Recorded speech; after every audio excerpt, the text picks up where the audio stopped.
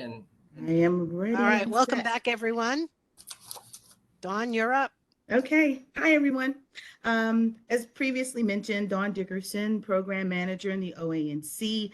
I will be working a lot with treasurers when you start to prepare your quarterly financial reports. But just before that time, just to have an overarching conversation with commissioners about your responsibility, and more specifically, your fiduciary responsibility as a commissioner. As a commissioner, you are going to be required to review and approve those quarterly financial reports. I'm going to go into a little bit of detail. I've got to stop talking so fast. Sorry for the interpreters. I'm going to go in a little bit more detail about quarterly financial reports, but we'll have an even larger, deeper dive if one of you decide to run for office of treasurer. Another financial responsibility of a commissioner is to review and approve grants. It's one of the, I think, more substantive activities that you guys will have as commissioners. And it's a feel-good activity, but giving grants is really a complicated process for an ANC. So we're going to try to do a little bit of work to help you understand the best way to give out grants that are going to be approved. And then another part of your financial responsibilities are to prepare an operating budget. And it's those tasks are required for each commissioner, and we'll go into a little bit about how you do that with keeping this theme in mind, that as an ANC commissioner, your primary role to your constituents is that of accountability, okay?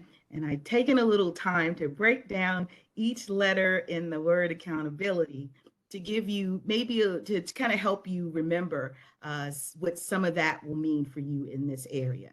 So ANCs are funded or given an annual allotment, okay? And the allotment varies by your commission, and it's a set number that's in the DC code. And it varies by the population in your area. The DC Council determines the amount of the allotments. No one in the Office of ANCs does that. That is all determined by the DC Council, okay? And there used to be one way in the DC code that you could pay for purchases as a commission, and that was through checks.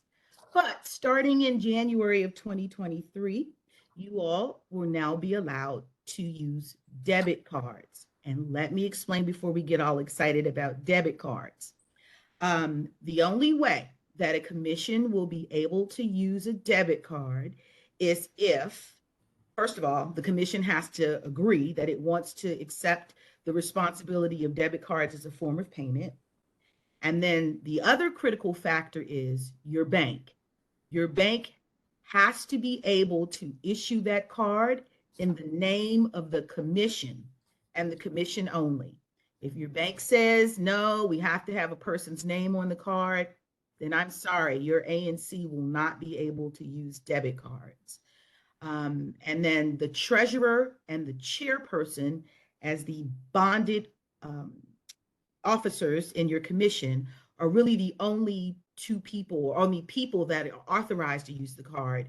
And the card would be kept in the treasurer's possession, just as the checkbook is kept in the treasurer's possession. Okay. In the past, the authority to review quarterly financial reports used to rest with the DC auditor, but now that function rests with the Office of Advisory Neighborhood Commission.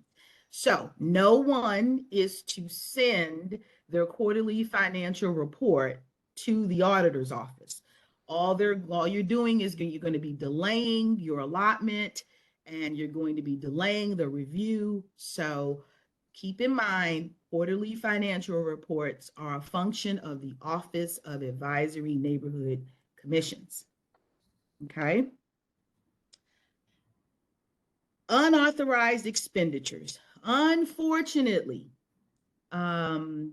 things happen, especially when you're dealing with money. But the council and the district have built in what's called a security fund, which is a little bit of an insurance policy in the event that there's any financial impropriety. And that was for those, we talked about that earlier, but one of the first things that you, in your first meeting, one of the first things that you have to do is agree as a commission to join the security fund for starting in 2023. I believe the fund will be increasing to $50. This money is to be paid out of your A&C budget. All A&C budgets should allow for that. Well, but I'm going to tell you guys now, Kent mentioned that um, at the time that the commissions prepared their budgets, they prepared the budgets with that fee at 25. So immediately all of you are going to have to do a little bit of a budget modification to change that number to 50. And the paperwork is all provided by the Office of the Auditor. The district auditor has authority over the security fund. You're going to be submitting your paperwork to the district auditor and a copy of that paperwork to the Office of Advisory Neighborhood Commissions. But all of that information is sent to the auditor, and the auditor approves the commission as part of the security fund. You cannot spend any money until the A&C has been approved for the security fund. Okay. Now, on the back end, so is not to create angst, but on the back end, we have been working with the current commissions that are currently in existence. We've been working with those commissions to do things like pay ahead your rent, pay ahead your copier leases, pay ahead some of your financial commitments so that you're not falling behind while you wait for your security fund documentation to be approved. Okay. But in those A&Cs, if and when that did not happen, then there'll be a delay. And as soon as you receive your approval from the auditor's office, then you're able to start writing checks right away. Right? Okay, no receipts, no reimbursement. So as a commissioner, there may be times where I remember seeing a question in the chat. Someone wanted to facilitate a mailing and they wanted to know, did the OANC have a process for that? No, the OANC does not facilitate mailings, but that's why commissions have been issued a budget.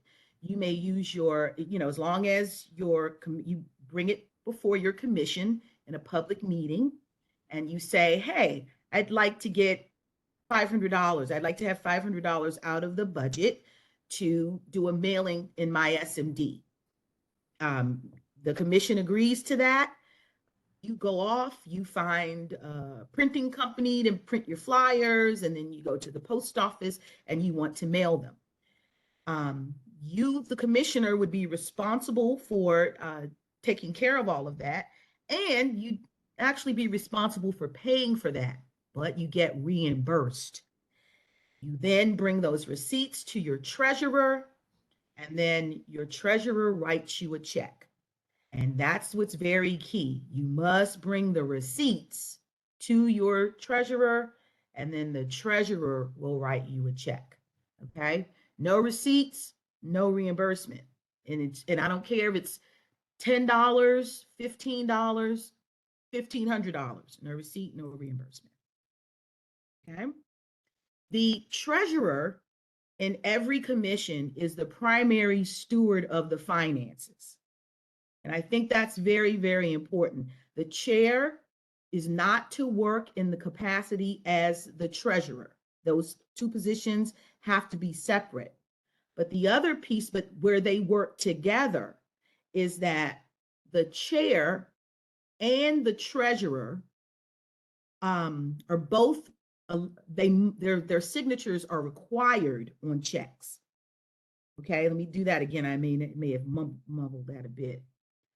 The chair and the treasurer, one of those two signatures are required on every check. Okay? Just know that as a commissioner, that when checks are being written, the chair or the treasurer, one of their signatures are on that check, and then any other person that's designated. And we also have set in place that anyone that is a signatory on the bank account, if you are being issued a check, you're not allowed to sign that check as well. Okay, so we try to build in a little bit of checks and balances. But if any of you are considering the position of treasurer, comes with a good bit of responsibility, and one of those being the primary steward of the finances of the commission. Again, as I've already mentioned, it's the auditor of the District of Columbia that has, let's say, I'm going to say oversight of the OANC and how we are reviewing QFRs. They also have a little input into policy making within the OANC. And by that, I mean, one thing that may come up or that has recently come up is with respect to grants. When issuing grants, the commission gives the grant funds directly to the grantee. Something that was a little bit different was that the grantee would just be able to give us an invoice to show that they had requisitioned to purchase. But now the auditor has said, no, we want to see a little bit more than just the requisition of a purchase. We now need to make sure that the grantee actually used those funds to purchase that item.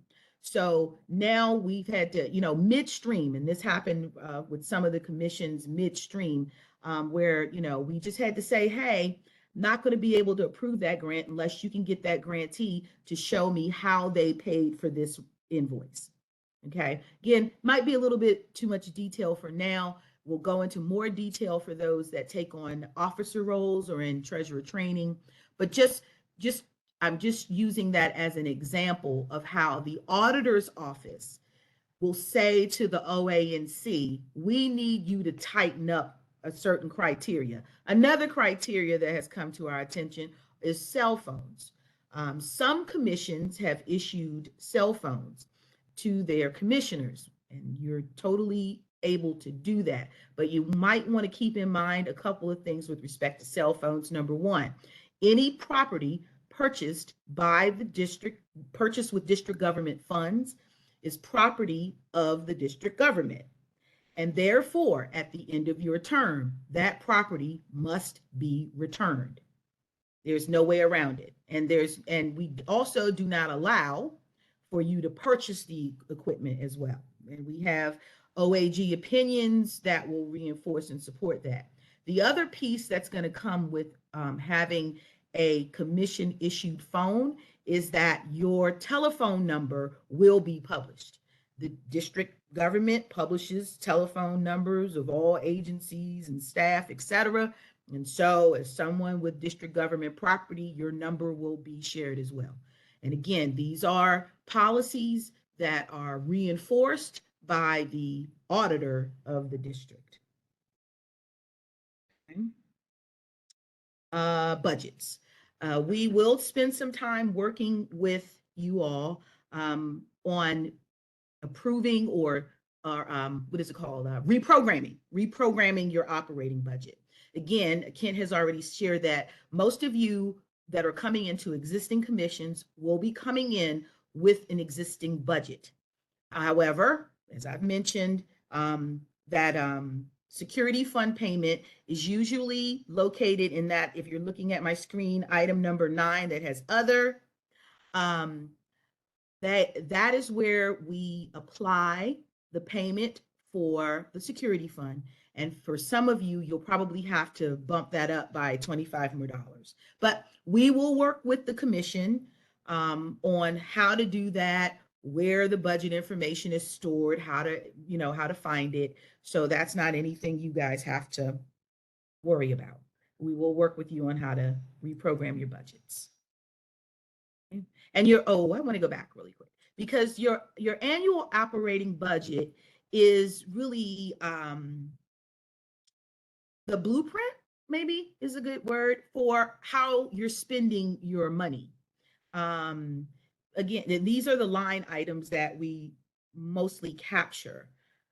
There's personnel, the cost of your office, communication, cell phone, websites, Zoom, conference calling, office supplies, equipment and printing, grants, local transportation. And let me explain that a little bit. ANCs are given an allowance or whatever, or if you use WMATA to um, come downtown for a hearing or to go and meet a constituent or to go and meet a director at an agency, you can be reimbursed your metro fare or WMATA fare. And it's WMATA only, not the commuter bus or any other, not Uber, not any of that, only if you use WMATA. Purchase of services, if you are requisitioning a consultant to do things like maybe transcribe your meeting minutes. Some ANCs use purchase of service to pay for someone in the community to distribute their meeting notices. So there are many ways to use purchase of service line item. And then there are bank charges. Some of the ANC banks charge fees. I would encourage the new set of commissioners, when you go to your bank, try to talk to them about maybe waiving those fees. This is a government entity. So maybe there may be some room to not, charge a lot of money in fees to the ANC, especially in some of these ANCs that are carrying balances of over 25,000. Maybe there's a way to restructure the account so that no fees are being charged. But again, something we'll do a little bit more deeper diving into and at the officer level, and especially if you're a treasurer. Okay, so another thing I think is important to note is that ANC funds by law, statutorily, are intended to be used for a public purpose. And I think that this can be confusing for most. But essentially what that means is that, in addition to using your funds to stand up your office, to set up an office, your funds are to be used for the benefit of the residents and businesses in your commission. Okay? It has to benefit the entire commission. And so, and I'm sorry I didn't write an example down in advance to sort of give you guys a good perspective on what that would look like. I have one, and I hope it's not touchy. Okay, so this was something that happened recently where there's an area where there's been a fire that affected a senior citizen complex. And the ANC wanted to provide funding just to the residents that were affected by the fire. That's not for a public purpose. That only sort of benefits that specific development. And this is all debatable. We have OAG opinions on this. Probably wasn't the best example to use, not intending to cause any controversy, but just giving you an example of public purpose. So that there's absolutely a legitimate concern and need to fund to help residents who've been victimized by fire. But if in order for ANC funds to be used for that purpose, it has to be to help all of the residents. Like there would need to be some type of organization that provides support to all residents in 8E that may be the victims of a fire, not just the one specific center. And of course, those residents in that center could certainly apply, right, to that fund because they are victims of fire. So I was just using that as an example to make the distinction between like a public purpose. So think about that when you all are considering grants or other community related activities. Make sure that you're paying attention to the fact that it's a public purpose. not just, not just benefiting one organization, but the entire community as a whole. Okay. As I mentioned before, when we send documents to the wrong places, it delays processing. So late filings delay reviewing your, I said late. I was thinking of something else. Late filings delay QFR allotments. QFRs are due at the end of every quarter, okay? And this is a good time to note this. District quarters are based off of the district government's fiscal year, okay? So in the district government, our fiscal year starts in October. So October through December is the first quarter. January through March, second quarter. April through June, third quarter. July, September, fourth quarter. Okay? 45 days following the end of a quarter is when your allotment is due. And that's it, and that's all. So another action that needs to be taken, either in your January meeting or your February meeting, and we'll probably give a little leeway for the February meeting, is you have to approve the first quarter fiscal year 23 QFR. Again, we'll go into more detail about that with the officers. We'll certainly give you the training to get that done. But that is going to be due by February the 15th. But again, because we have the transition, we know that, there's going to be some folks that may not be able to meet that deadline. So we will work with you. But moving forward after that, just make sure that you get your allotments in and get them in on time so that you do not delay funding in any way. Okay? Investigate. So as a commissioner, it's your responsibility to investigate, to ask questions.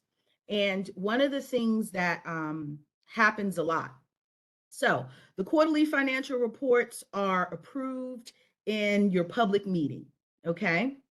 And we've had ANCs that unfortunately have experienced bank fraud. And by that, I mean, now with the ability for folks to upload checks through their telephone, we have instances where scammers have gotten a hold to an ANC's routing number and account number, and then created a check that they have then scanned, uploaded to a bank.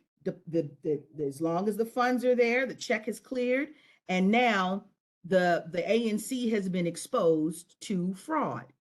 Okay. What happens, however, is in completing the quarterly financial report, that fraud has to be added as an expense or a transaction that happened during that fiscal period, during that quarterly period. And sometimes commissions will say, well, I don't want to sign this because I think if I sign this quarterly report, that means I'm agreeing to the fraud. That's not what that means. The OANC can't investigate any claims of fraud unless and until you sign the quarterly report. So what you're saying is, I am aware that this fraud has occurred. When you sign a report, if you have to sign a report with fraud, or when you sign any quarterly report, what you're saying is, I am aware of what's these financial transactions that are on this report, and I agree to them. I agree that they're there, and that I've seen them and I am aware of them. It does not mean that you're agreeing to the fraud, okay? And then what happens is you submit that report to the OANC, and then we're able to assist in investigating.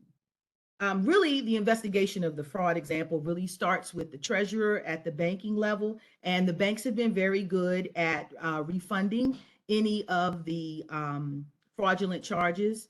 But I just wanted to reemphasize, as a commissioner, it is your responsibility to look at the quarterly reports, to question any charges that you are not familiar with. And let me just advance the slide, because really what's going to happen each month, your treasurer should be providing you with this treasurer's report. And it outlines for you how much cash is in the bank and what checks have been issued, and maybe even still what checks haven't cleared. Okay, and again, we will work with the treasurers to prepare and provide that report, so that on a monthly basis, you all have a snapshot of what has happened in your account. So then by the end of the quarter, when it's time to approve the quarterly report, well, you should feel comfortable because you've seen all of the treasurer reports. You know what's in there, even the fraud, even though you don't like it, but you're going to say, yes, okay, I'm aware of it. We can go ahead and approve this report. And then, and then we'll take our steps to investigate anything that needs to be investigated once we have the report in our office. And so, to wrap up our final alphabet in the word accountability, the bottom line is you. You, as an ANC commissioner, are the most important component in a highly functioning ANC. And so really take that responsibility seriously. We know that you all do, but we're always here again to help if there's any questions. And we'll do more deeper diving over the year in some of these topics that I covered today. And I guess I can open the floor for questions. Yes. So, Dawn, thanks very much for the presentation. We have quite a few questions in the chat before we open it up. Kent, I don't know what you want to do, if this is a time that we can also unmute, but you let me know how you want to go it. I can ask the questions that were in the chat. Sure. I think what I would like is, there's one slide that was after the financial, which was the benefits of some benefits to commissioners. If we could show that. Okay. Sure. We could go over this, which is the final slide before lunch, and then we can devote the remainder of the time to one with questions from the commissioners, because I'm sure there are a lot, and I've seen a lot. So just to let you know some of the benefits of being a commissioner, you do get a longer speaking time when testifying before the council and district agencies. Whenever a commission has taken a position, and commissions are allowed to take positions on any legislation pending before the council, or through perhaps issue before a district agency, like if you have a preservation hearing or a zoning case, you automatically get a little bit more time. Typically, members of the public get about 3 minutes to testify before the council. A person speaking on behalf of the commission gets 5. 2 minutes may not seem like a lot, but I can assure you it is a significant bump, and you can frequently get your points in that time. You also do get reimbursement for childcare expenses from a licensed service provider in the district agency when conducting business on behalf of the ANC. I will be honest that I think that bullet needs to be revisited to be a little bit more inclusive, since the hours of operation of most ANC work is after hours and weekends. Sometimes the licensed service provider may not have those operating hours. But as it stands, you do have that benefit, and we recognize that there's some work that we are willing to take on there. As mentioned by Dawn, you do get reimbursement for transportation on WMATA when conducting business on behalf of the ANC. Something that may seem like a small thing, but I have always found very helpful myself, is your ANC badge is actually a DC1 card, which means it does have the chip in it, or the code in it that lets you get into district buildings, for instance. Rather than take the D Street entrance at the district building, if you are here at the Wilson building during regular business hours, you can take one of the staff entrances. The chip will unlock the door for you. Similarly, if you're in at 441 for a zoning case, or down at Judiciary Square for a zoning case or a preservation case, you will be able to use the staff turnstiles rather than going through the magnetometers with everyone else. You also get free bike share membership and access to discount programs. And lastly, DDOT will issue a parking pass for official business. And again, for official business, the parking pass does not let you park illegally. But for instance, if you are parking in a metered zone that allows for 2 hours of metered parking per stint, you can park there for the 2 hours without paying the meter, as long as the placard is displayed. And if you are doing so on official business and get a ticket, a copy of the ticket and a copy of the parking pass needs to be put together, and we can assist with getting that through the system so that the fine can be dealt with appropriately since you are on official business. Those 6 points aside, I think that brings us to the conclusion of the slide deck before 1. So now let's open it up to the commissioners and the attendees, and let's go through some of these questions. Yeah, so thanks, Kent. What I'd like to do is, since Dawn is still on, just get some of the questions in the chat. I was trying to man it by myself, but it's a 2-person job. Dawn, if you can just go over, there were quite a few questions about the security fund. Okay. How long it takes for the security fund to get approved, since obviously you cannot write a check until that is. So if you can walk some of the folks through this process a little bit better and address it. There were some questions into some of the new commissions that are coming about, how they're going to navigate through this process so they can start to, actually do some business. That would be great. Yeah. So everyone's going to really be starting from ground zero, be it a new commission or an existing commission. We have been told by the auditor's office that they are going to be given the sensitivity of the circumstances, that they are going to turn around those ANC security fund applications quickly. I mean, I guess that's basically right, Kent. They said quickly. ANCs have until February the 28th to submit their application, and they being the auditor's office, seemed confident that all security fund documents that were submitted prior to that date would be approved.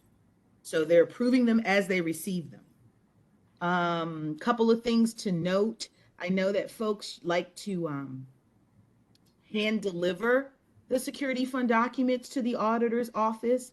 The auditor's office is in a secured building, so you really would need to call and make arrangements before attempting to do anything like that. I would advise against sending them in the mail by certified mail. I think that delays them quite a bit by doing that. I would say you either, mail it with tracking or make arrangements to go down to the office and hand deliver. But again, we were told, we just had a meeting last week with the auditor, and we were told that they will have the materials up on their website by January 2nd, and that as soon as you guys get them in with your check, and I had this conversation on Thursday, I need to repeat it again. After you elect your officers, one of the first checks that you can write is the security fund check. That is the one and only check that they will allow. And it has to be signed by the new signatories. That was another point that they mentioned.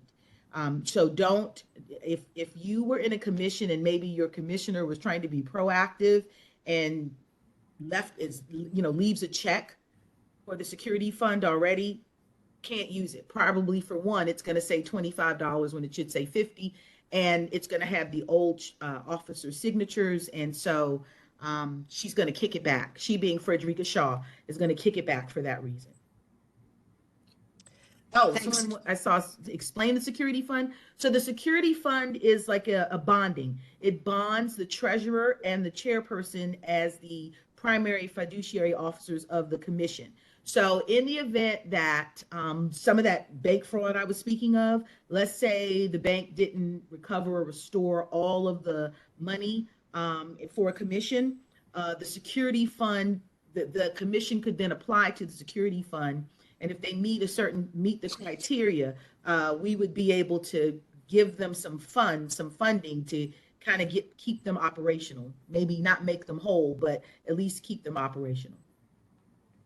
Great, Dawn. Thank you. I think that answered quite a few questions, but there are some more. So I'm going to throw another few at you. And this may be a good opportunity to briefly talk, because I know you'll discuss it more with the treasurers and officers, but there are some questions about, hiring, things like recording secretaries or needing someone to do tax prep documents.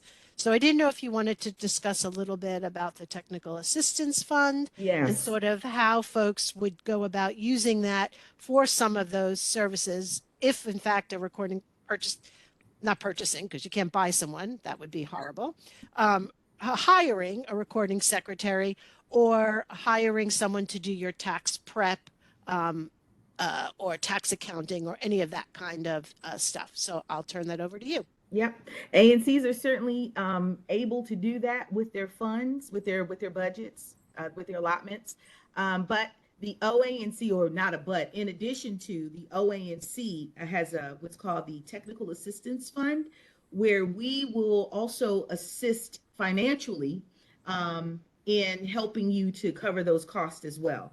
There is a link on our website where you can apply, where the ANC applies. The ANC has to agree to apply to the fund during a public meeting, and your minutes need to reflect the reason why you are applying.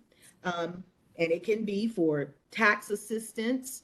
Oh goodness, of course my mind goes blank. If you want to hire a website developer, if you want to hire someone to transcribe your minutes, it's a whole host of activities which are listed in the application, and I'm sorry, my mind went a little blank on them. But yep, you apply for the fund, the OANC receives your application, we start to identify some folks off of the approved contractor list, off of the district's approved contractor list. We identify consultants to work with you. We give you the ability to select which contractor you'd like to work with. We don't make that final decision. We just help you identify folks. And then the OANC covers the bill. The contractor would submit their invoices, receipts to us for payment, and we would pay them. So yes, you can use your funds for that, and you have multiple ways of doing that if your budget doesn't allow. Wonderful, wonderful. Thanks, Dawn. So I'll open it up. Just give me a second to some questions from participants. Hold on just one second. Get that navigated. And right. Oh, so, I saw one question while you're doing that, Gail. They wanted sure. to know. They wanted to know. I think the question was, can a commissioner receive service through the Technical Assistance Fund? It's really for the commission and not for a specific commissioner. But if you make a compelling argument, I guess, to your commission, and your commission says, well, yeah, you may need that help, the commission supports that, I guess we would look at it. But honestly, it really should be the commission making the application.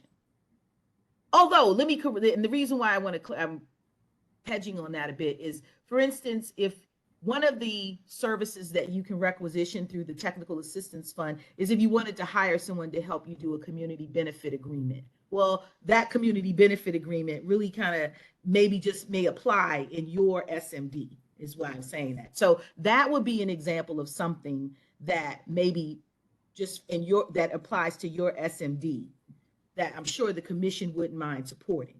But just for you to have your own administrative person, maybe not. But I'll follow up on that, Dawn, too, that the commission itself would be the one making the request on behalf of the commissioner and that planned unit development. And planned unit developments are usually so large that while it may be in its entirety in one single member district or one commissioner's area, the benefits generally benefit the entire area and more than one SMD. This is Great. Leonard Gale. Yes, go ahead, Leonard. Yes, I'm sorry to interrupt, but I No. did not know how to chat with Dawn or Kent. But this is for Dawn. Dawn, would you please clarify what you said about what's due 45 days after the end of the quarter? I thought I heard you say the allotment, but I think you meant to say the quarterly financial report. Oh, Could you I'm clarify sorry. that? Yeah, I may have. No, yeah, the quarterly financial reports are due by statute are due 45 days after the end of a quarter. So for in the example, the Q1 quarterly report, the Q1 is October, November, December, and that's the time period. And the report would be due February 15th or thereabouts. Okay, thank you. I heard allotments were due. Oh, I'm sorry. If anybody else heard that, I just wanted to make sure. that No, they it's were- not allotment. Your quarterly financial report is what triggers your ability to get your allotment. Thank you. That's how that works. Oh, and then to further complicate things, since we're talking about it, that Q1 report will trigger the Q3 allotment. So that's all the fun we'll have if for those of you who decide to take an office, I'll help you understand how the scheduling of quarterly reports versus the allotments. It's really fun. Okay. Yes, thanks, Dawn. And just to let everyone know that we do plan to have officer training as well once everyone is sworn in and we actually have officers. All right, so we are going to open up the chat. You can raise your hand. I see Commissioner Collins has raised his hand and sort of loses it. I don't know if I'm losing him, but I will take him if he comes back on. Right now, Commissioner Lorenzo Green, you are unmuted. I had a question about the whole new debit card process for the new year. Just for context, I'm one of those long-serving commissioners. This will be my 10th year, and I'm just reflecting when I started 10 years ago. I was made the treasurer out the gate, and one of the first tasks was to redo quarterly reports that were submitted that were inaccurate, or there were expenditures made in the 11th hour that weren't approved. And we had to go through that whole process of basically explaining to the body, that doesn't mean that we support these expenditures, but we have to acknowledge that we see these.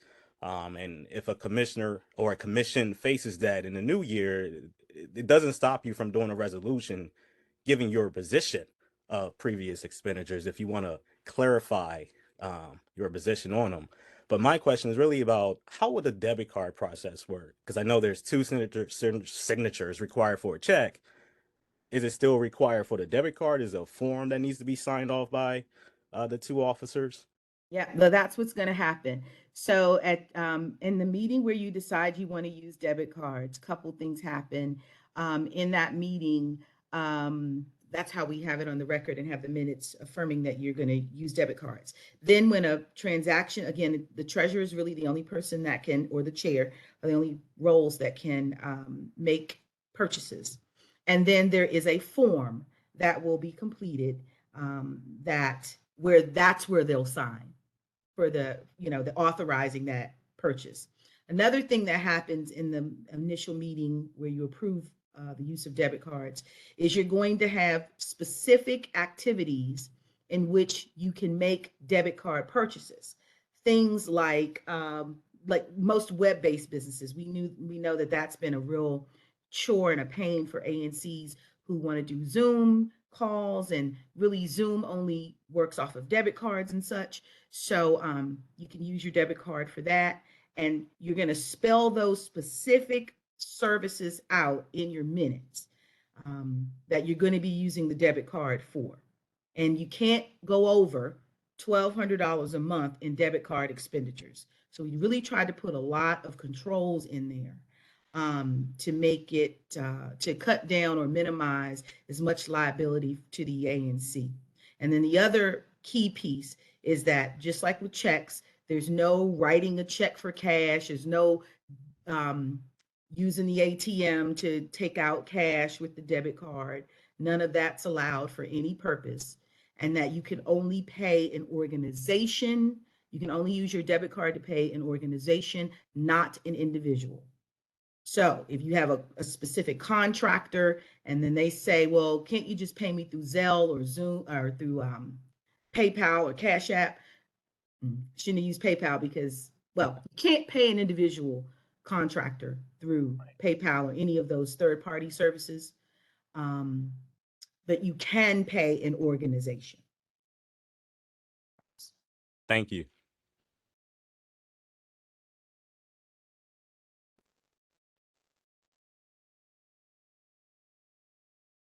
Gail?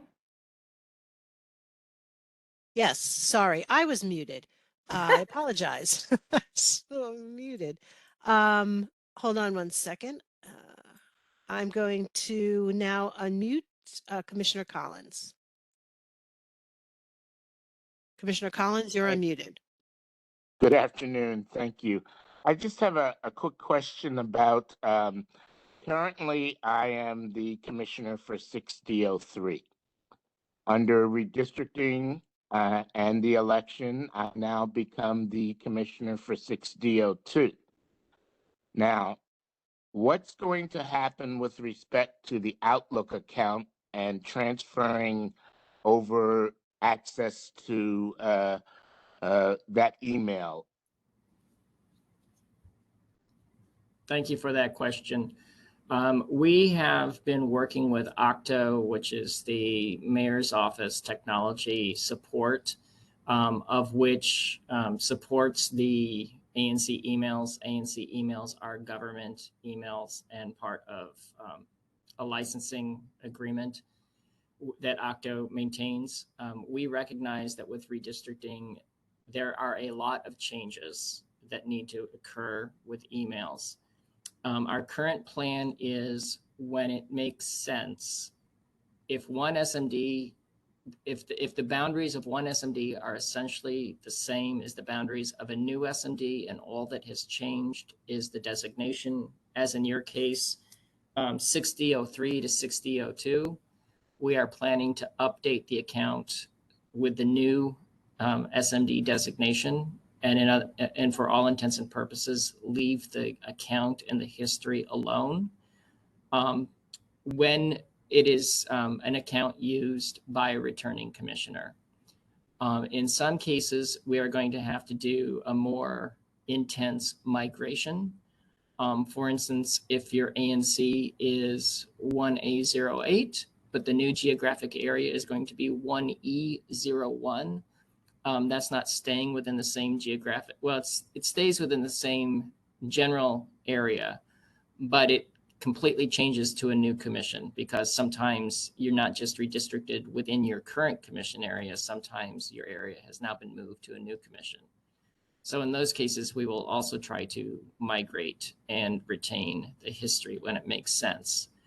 Where we're going to have a bit of a challenge is if a single member district has been subdivided for all intents and purposes into 2 or 3 new commission areas, each taking a piece, we don't necessarily know which way that needs to go. So we have reached out to existing commissioners and asked for their guidance. We have asked if there are any significant issues that have been going on within their commission area that maybe is more appropriately aligned to one portion of the new commission structure or commission SMD structure than the other, so that we know what to do with that legacy. In some cases, we will have to be creating entirely new accounts because we have 6 new commissions. And in some cases, we will be archiving legacy emails that don't have a natural home But our goal is to update the accounts and migrate data as much as possible. All right. Thank you, Kent. I am going to now unmute Commissioner Velasquez. You are unmuted. Hi, thank you. One of our participants asked a great question. If you're using WMATA and there's no specific receipt for like if you ride the bus or ride the metro, so what type of receipt or record is required for reimbursement? Yep, you're gonna have to. The key is you're going to be using your Smart Trip card, and your Smart Trip card, you can pull down a report that shows all of your movements, you know, what stations you went in and out of or whatever. And so we'll take that. That's your documentation. Okay, thank you. Mhm. All right. Commissioner Boykins, you are unmuted. Hi, I'm a newly elected commissioner of 7C05, and listening, if I can quote you correctly, it was understood that no reimbursements would be made for conducting ANC commission business using Uber, and but that is my main source of transportation because I do not drive. A few years ago, I suffered a stroke that caused a blindness in my left eye. So like I do not drive, peripheral blindness, but I'm not blind, but I just, you know, it changed my driving. So I have not driven a car in 2 years. So Uber and ride sharing like Lyft, I do utilize Metro also, but because that is my main source of transportation due to, you know, just trying to be somewhere on time, I do utilize a lot of ride sharing. So am I to be understood that I would not be reimbursed for none of that expenditure conducting ANC commission business? Well, under the current law, no, but I think you make a compelling case, and that is something I would encourage you to appeal to maybe the council to reconsider in that legislation. As Kent had referenced, like even with the child care piece, it's not a perfect law. You have to, you know, you can only use licensed child care providers in the district. So that's something that the OANC is working on with the council, and will certainly now having identified a need with the commissioner, I guess start talking with them too about expanding some of the uses of that of those funds. I'm not interrupting you. Okay, as I stated, I'm newly elected. So how do I go about bringing that like argument before the council or to like, you know, because that is just like my travel expenses outweigh my food you know, feed myself. So because like I have to get around, you know, maintaining my job, getting to and from jobs and stuff. So like, you know, um ANC business also, I will be probably traveling to and from meetings that way. I mean, depending on what time, trying to get there on time, and you know, the lateness of the hour, you know, I am not to try to level anything, but Metro is becoming actually a little dangerous these days. So like I do utilize ride sharing uh in 90% of my travel. Yeah, So- if I may chime in a bit. So I think the primary question there was how the advocacy works to make sure that the council can take action. And I think there's a couple paths here. Letting OANC know is always helpful because we have a number of things that are brought to our attention that we would like to talk to the council about. But I would not put all of the eggs in that basket. to probably use an overused saying. But I think that there's also two other things that I would recommend. Definitely reach out to the council member in your ward and make them aware of your need, and hopefully they will recognize it and be your champion. Also, the ANC can, while not being, not in a solicited opinion, the ANC can amplify neighbors like you who have similar needs and how this is an ADA issue, and make a recommendation to the council as a commission that this is something that they would like the council to consider. And such a resolution or letter, I would send both to the council member representing your ward and possibly to the council chairman and to whichever council member has oversight over OANCs. Currently, that's Robert White. But I would make sure that it gets at least to those three council members. And Oh, you said that way we can work together to bring this into a conversation. okay, you said by letter, sir? If it's from the ANC, I would definitely do it as a passed letter. The letter can be emailed to the council members, and also I would CC either chief of staff or legislative people associated with committees that they're associated with. If you have any question as to who the right people are to send such notice to, I would gather that you may have colleagues on your commission that may already know that information, in which case, great. If you don't, you could always reach out to us and we could help navigate that and figure out who it should go to. All right. And then I just want to also add, Commissioner Boykins, that the council has just extended the virtual meeting, and it is now 225 days from its enactment, which was on December 8th. So that is going to allow ANCs to meet and continue to meet virtually for a good extensive period of time. Also, most district agencies that you'll encounter are still also meeting virtually. And so that should also cut down on your inability to access those meetings because you'll be able to do them through Zoom or like this, WebEx. So we're hoping that that stays as something that becomes an option because many commissioners, not just for ones who can't drive, but who have these childcare issues and things like that, this has just made meetings and attendance at district agency appearances so much more easier.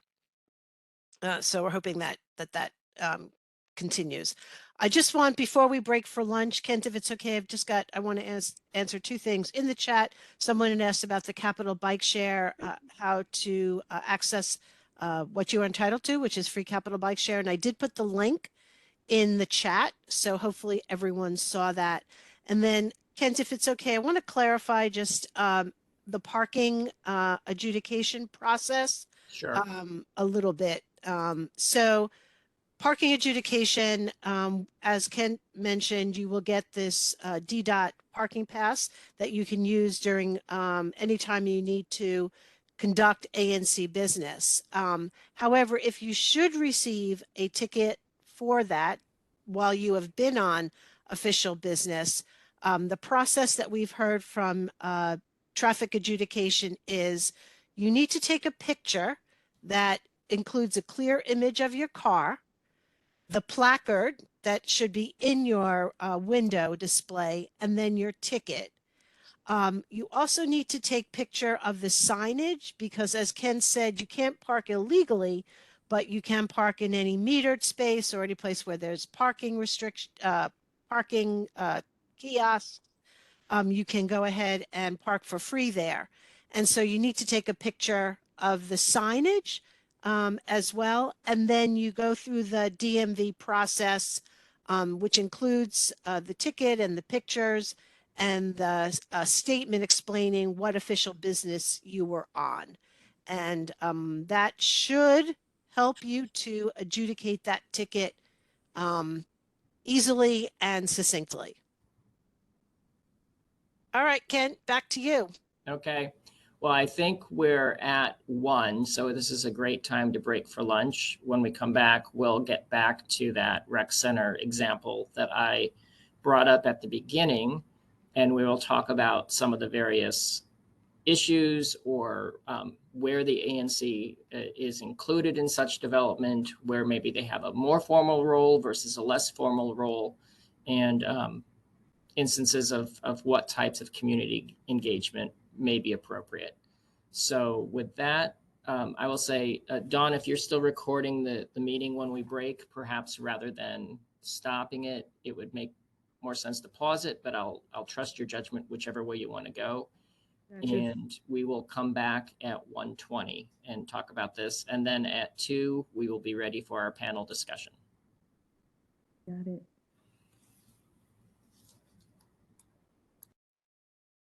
All right, we'll see everyone at 1:20. So welcome back, everyone. I thought it would be helpful to go over this case study per se, perhaps a thought exercise to better know the ins and outs of where an ANC can be involved in their community. I think when it comes to Board of Zoning adjustments and liquor licenses and things of that nature, they're pretty straightforward. But when it comes to development, whether it's private development or the city redeveloping its site, perhaps it's a little more murky and nuanced. So I wanted to at least bring this up so that we could talk through some of the issues. So this is going to be an issue where I'm going to be asking commissioners-elect attendees to raise their hands to engage, share your ideas. To set up the scenario again, this is a 1.5 acre site in the Parkview neighborhood. It has a 1980s recreation building, which you see on the left. It is slated to be raised and replaced. The site itself is historic, but the building is not. It is zoned RF4, which is row house zone, and it has an elementary school to the south and row houses to the north, east, and west. First question, in a situation like this, how do people think that the district agencies, well, let's start with this. Which district agencies might be involved in such a project as this? Is it one? Is it several? If someone could raise their hand and let us know, that would be interesting. Or you can use the chat. Oh yeah, you can use the chat. That's fine too.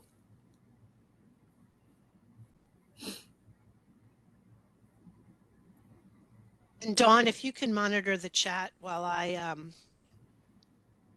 monitor the participant raise hands, that would be great. Okay, give me a second to get in that view. Participants, here we go. So what I'm seeing so far is zoning, planning, Excellent.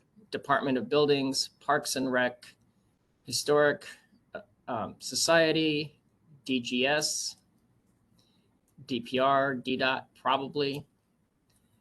So those are some that's very insightful. I like the list. And I appreciate the joke of every DC agency. So let's go down the list here. Because it is a Department and Recreation site, DPR is definitely going to be involved. Zoning, maybe not.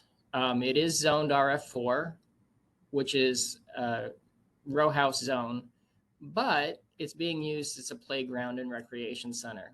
In the District of Columbia, regardless of what a piece of property is zoned, there are some uses that don't have to comply with zoning.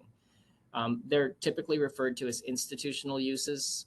So things like schools, playgrounds, firehouses, churches, things of those natures do not have to comply with the zoning. So the zoning here says that it has to be residential, but this is also a non-residential use, and that is considered appropriate. Now, I will tell you, if this were a District of Columbia parcel of land that was being surplused, and if the goal was to convert it into housing, then zoning would very much come into play. And through the zoning process, you would have to restrict the uses to housing.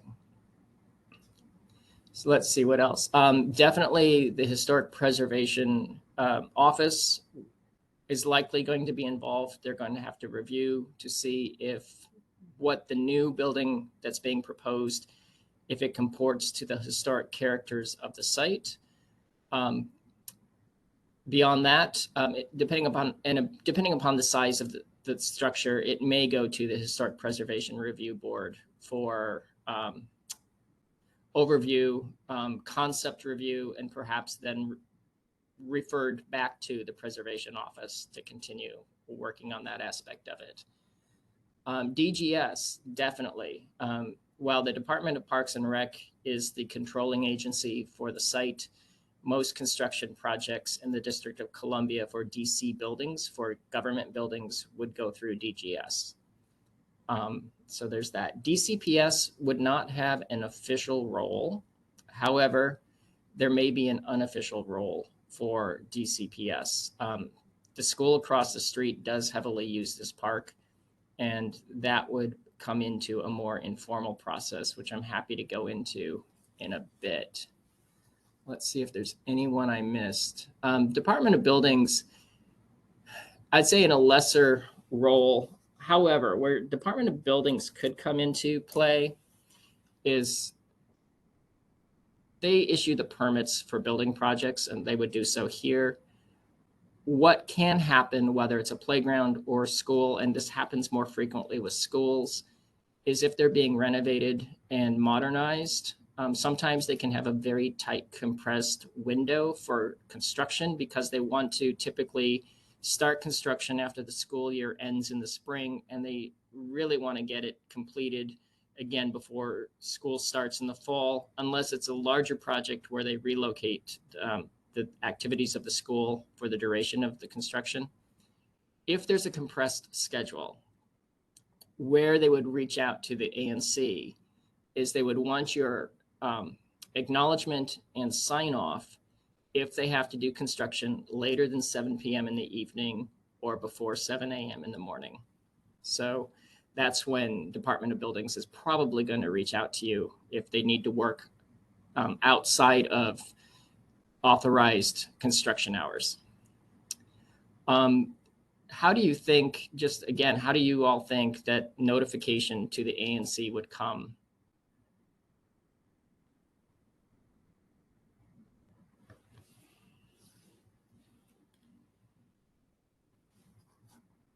And I see I've received one message.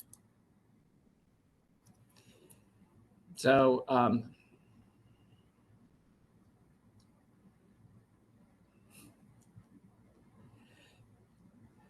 yeah, it is going to come in a variety of ways. Your primary notification would likely be through email. Agencies are allowed to distribute notification through email to comply with notice. It may have a letter attached to it, and it may be a little bit more formal.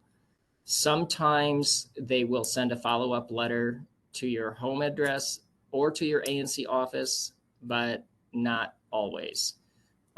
That's always a little bit of a thorn, but they're pretty good about sending an email, and it would probably go to 2 people. At least they're supposed to send it to 2 people, in my opinion. As far as the ANC, the SMD is always appropriate and the first person they should notify, but generally agencies like to be a little redundant, and they may also send it to your chair. So if you've missed an email and your chair tells you that they've received an email, or if they sent it to the chair and the chair only, please don't take issue with it. The agency is trying to ensure that it gets before your eyes, and notification may have bounced if they typed in your address wrong, which frankly, one would hope doesn't happen if you're using your official ANC email address. Does development of the site have great weight?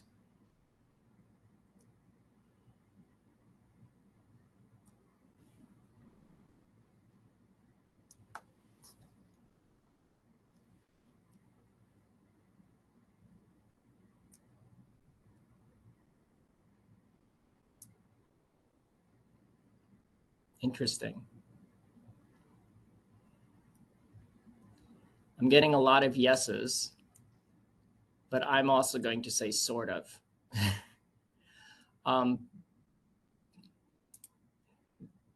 The preservation issue, if it goes before the Historic Preservation Review Board, would have great weight for the ANC because the ANC has the ability to weigh in on preservation cases.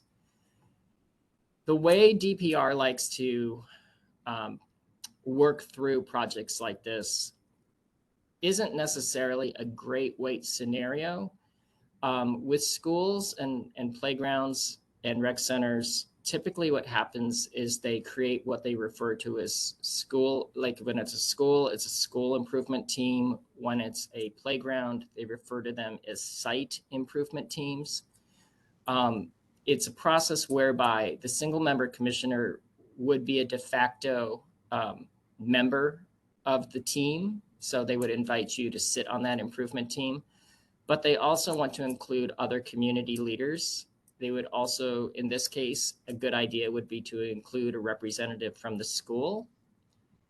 So what that is trying to do is build consensus and allow for an opportunity for all of the neighbors to have an idea of the scope of the project, what the expectations are, share ideas on what the community's needs are, and have that then be brought back to the planners so that when they're redesigning this new building, it's actually meeting community goals.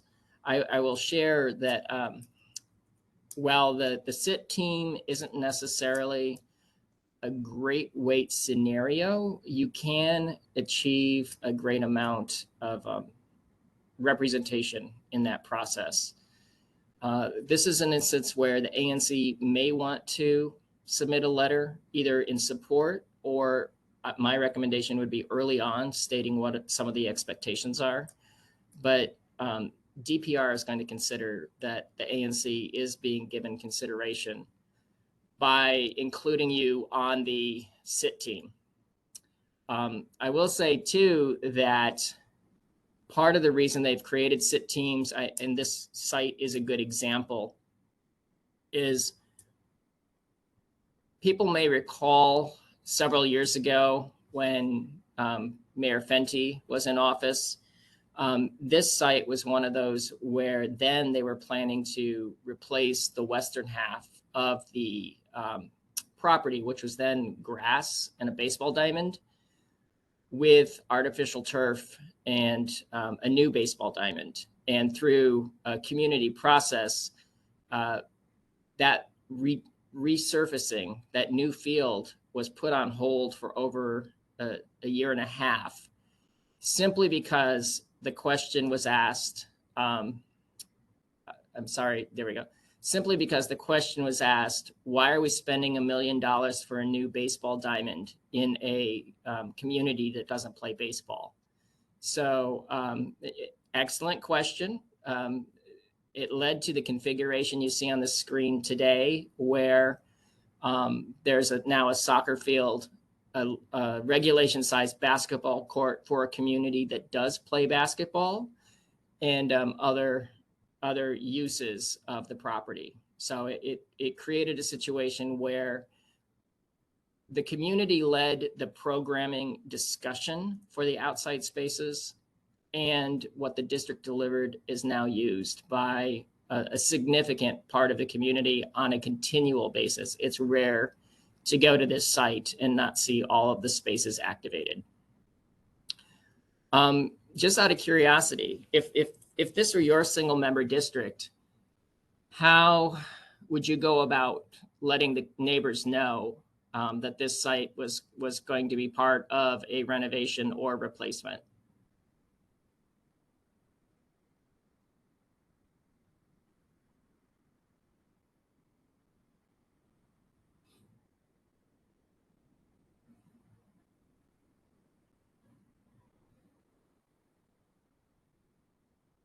Well, what I'm seeing so far are social media, email,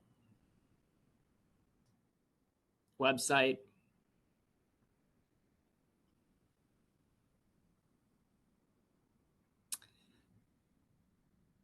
I would say I agree with everything that's been shared thus far.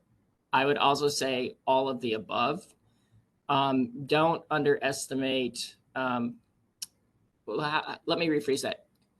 Don't rely on any one form of communication, especially with playgrounds and recreation centers. They're very diverse places with a good representation of the entire neighborhood uses them. Some of us clearly have Twitter and email, and many people in the community don't use those forms of communication for community projects. Even if they do have email, they don't necessarily share their email address. In a project that is going to be as impactful as this, it's really appropriate to have community meetings, to send out flyers. If you are in an area that has civic associations, go to their meetings, announce it, let them work with their members. Definitely alert the school and the PTO so that the parents and the teachers are aware that something that's going to impact the quality of their recess time is up for discussion. Flyer multiple ways. If you're using, if it's a recreation center as this, oftentimes DPR has roving leaders who are community engagement specialists within DPR. Talk to them about it, get them excited. They can then work with the young people that they work with on a regular basis at the recreation center so that some of the communities that heavily rely on those spaces are part of the decision-making process. And I would even say in that case, ask them for a recommendation for one or two of the young people that might be considered for the SIT team. Like, let them help design the site that they're going to be using. And when it comes to flyering or a newsletter, that's an allowable use for ANC funding, like using ANC money to print the flyers or to distribute the flyers. That's a good use of money. You are communicating with constituents on an important issue and asking them to provide your feedback. While it may not be necessary in this scenario, if there's a smaller group of people or some of your neighbors that just aren't going to respond to the flyers, or if there's additional things to consider like language access, it might be worth using the money for translation into Spanish or other languages that are in the community. And if you're really concerned about making sure that those neighbors get the notice, it would even be appropriate in that instance to use ANC money to direct mail. You want to be careful. Direct mail can be very expensive. But if you're in a community where maybe there's a large apartment building that has difficulty with access and language, different languages are a barrier to effective communication, that would be a really good use case to make sure that your neighbors who are going to be impacted know about this project and have the opportunity. I would also say single member district meeting, absolutely. While projects like this typically get put in the capital budget, usually when you see them, they're about 5 or 6 years out, which means even though DPR will not want to talk about this until the fiscal year that they're going to be asked to spend the money, the ANC commissioner and the commission itself should know about this at least 5 years in advance. And that should give you plenty of time to start working with the community, organizing the community. Getting back to what we talked a little bit about at the beginning of this, where I said, are you a community activist or a community advocate? Projects like this are definitely a little of both. And a good example here would be you have to work to, in some ways, mobilize your community to come to the meetings. You may need to organize neighbors to go to the council if you think that the budget is too small. And you may need to use a little of those activist skills to make sure that every form of communication is leveraged and into the hands of the neighbors that are going to both benefit from this or be harmed the most by not being at that meeting. Something I have said frequently in the last 12 years is, as a commissioner, when you work on community issues, community can be messy, but community can also be an instance where when you finally get to an ANC meeting, you could have 20, 25, 30 people at your meeting, very engaged, very upset that perhaps the commission is choosing one plan over another, or support or opposition to an issue. But please always be mindful that our single member districts are roughly 2,000 people.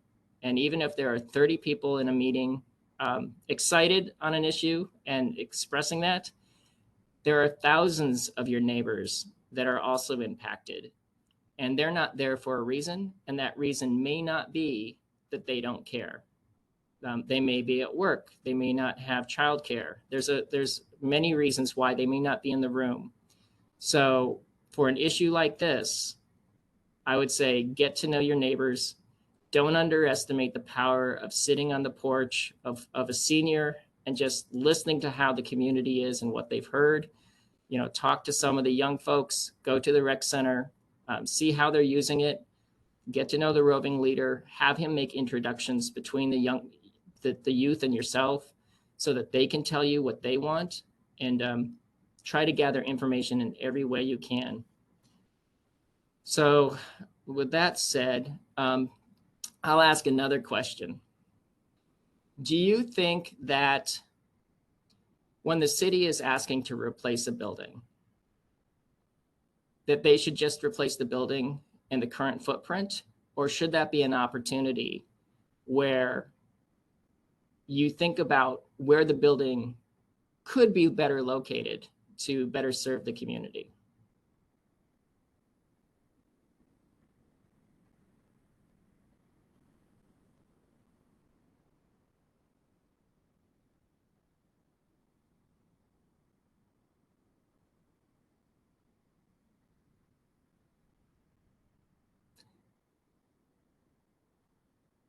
Yep. I'm very, very happy by the responses I'm seeing on that. And that's where you have one of these challenges where the mindset of district agencies is that they want to replace a building with a new building and typically don't think beyond the footprint. I definitely agree with the opinions on this chat that I've seen so far. I think it should be an opportunity to provide something that's better serving and perhaps doesn't lead to issues. For instance, I mentioned that there's a school to the south and there's a one-way street that bisects the two, and row houses on the east and the north. The problem with this site, hopefully you can get some indication from the picture of the building on the left of the screen, is that it's a concrete block building with no visibility. It creates blind spots, which are, you know, it can be a challenge. And it's not a particularly attractive building. Also not visible in this map, and I apologize for that, is the street that bisects the rec center and the school slopes downward towards Georgia Avenue. So one of the things that community members in this instance have started to talk about is maybe a new building would be better suited to the rear of the property, where there's an alley, but also where the natural grade might allow for a two-story building with both levels being ADA accessible, which would then double the size of the building and its usefulness on a very small lot. Now, I can tell you from my experience, DPR doesn't think that way.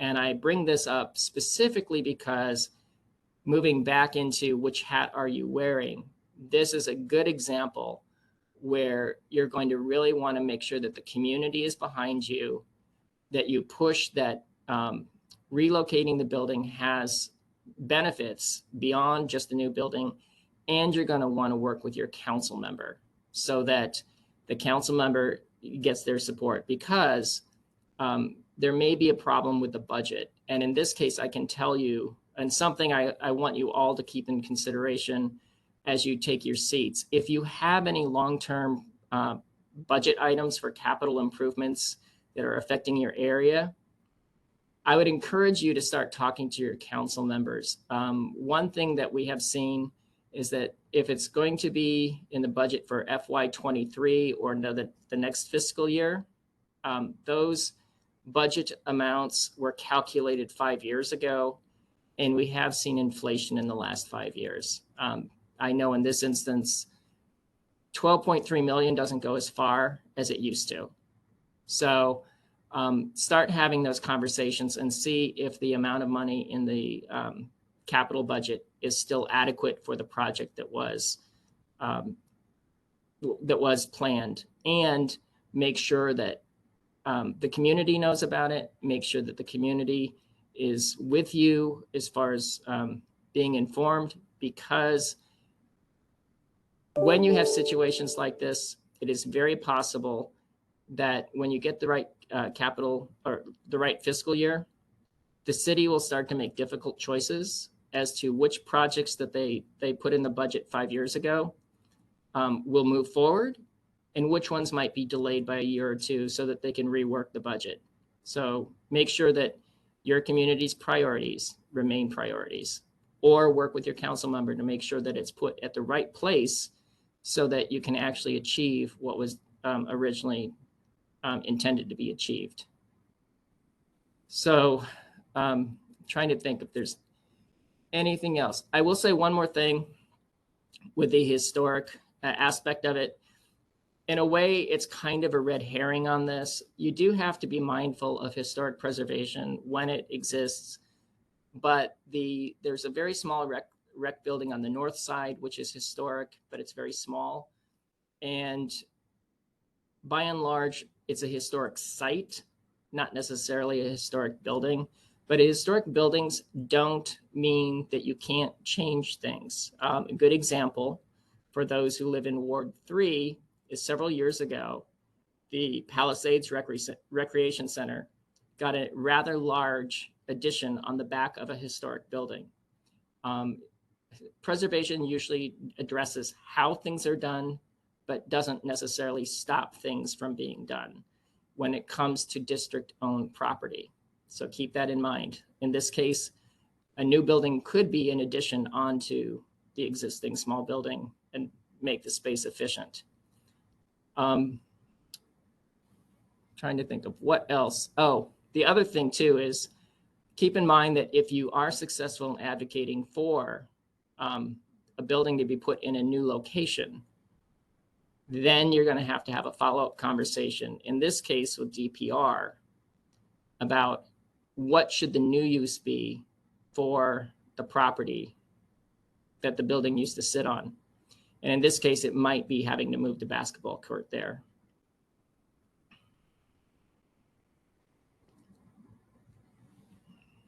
Trying to think of anything else. In this example, does anyone have any questions that we haven't covered or that perhaps are burning in the back of your mind? And Kent, maybe we can open it some. We have a little bit of time for Absolutely. questions. I think we have Any questions from the presentation. Sure. If anyone that we've given that we just didn't get to in the chat, or they had any questions, and they can raise their hand. Yeah, and we can perfectly take those. acceptable.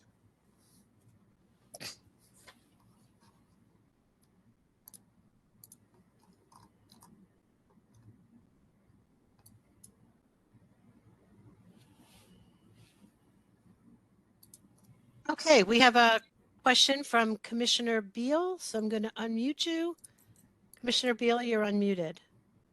Question is related to the funds we be spending on behalf of district residents, and if we have to follow the same procurement laws and rules as other district agencies.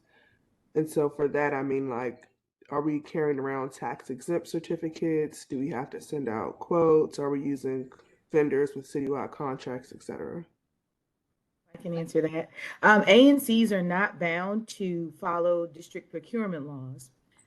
However, as just a matter of good practice, if the ANC is procuring anything over any service over, I don't know, I'm going to say over $5,000 maybe, it would probably be prudent to get more than one bid for something like that. Just as a show of good faith, a good effort. But again, you're not bound by district procurement laws. And then you asked something else. About being tax exempt. Okay. ANCs do have the ability to use the or is it the districts or is it our agencies tax exempt certificate, and that will only be given to the treasurer, and we'll get more into that during the officer discussions. Okay, thank you. Gail, if you don't mind really quick, someone did the Commissioner Livingston has her hand up, so she'll probably ask a question. I'll be quiet. Okay, yes, I was going to just unmute her. So Commissioner Livingston, you are unmuted.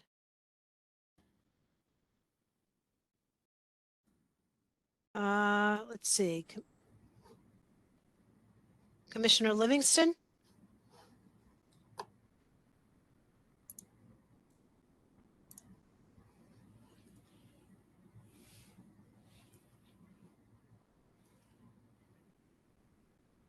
Okay, I am trying to unmute Commissioner Livingston. Okay, it looks like I'm unmuted. Oh, you are? Okay, fine. Yes. Okay. So I put one question in the chat, and then I have a little extra one to add on. Sure. So I know that location. I live in 4C and I bike by there all the time. I didn't know it was under development, so that's very exciting to hear. One, I'm interested in hearing more about how you were able to develop those other options for that property if what was being put forward originally lacked that imagination or initiative. And then how have you been able to leverage, or have you been able to leverage other things going on in the community like crime in order to give this project a bit more priority in the queue, or to make sure that the funding goes through? Sure. So going back to the original plan, which was to replace a baseball diamond with a baseball diamond that was AstroTurf, that was leveraging the local community group. And in fact, I believe at that time there was a Parkview UNC as well as a Pleasant Plains Civic Association, both which were kind of interested. So we worked with both of them. Because it was somewhat contentious at that time, we had a large community meeting, and we invited then Councilmember Graham to that meeting, which, because he was there, it helped bring more people to the meeting than otherwise would have attended. And he was the one who was very happy and proud as a council member to let us know that they'd received over $1 million to give us a new field. And he was the one where I honestly asked, as a representative of the community, but you do realize nobody plays baseball here, right? So why are we excited? I don't want to say that a little gotcha moment once in a while is the appropriate thing to do, but it did cause things to pause. And because we had a lot of community people there, they were very willing to attest that nobody plays baseball, and therefore this wonderful new amenity was not going to be that appreciated. So because of that, the council member helped from behind to nudge DPR to be a little bit more creative. We had a series of community meetings, and I do mean a lot of community meetings where we invited DPR out and frequently talked about priorities. And I will say, and I say this to every commissioner, do not be shy and do not be afraid to push for a little bit more. They told us they were only going to do the field area. We pushed them and got them to do a small children's play area. We pushed them to give us an exercise area. because it was all outdoor space, there is usually a little bit more money in the tank as long as it's not a lot of money. So we were able to push it to go a little bit more than they needed. So don't underestimate the power of being polite, but also being steadfast and bringing in the community as much as possible.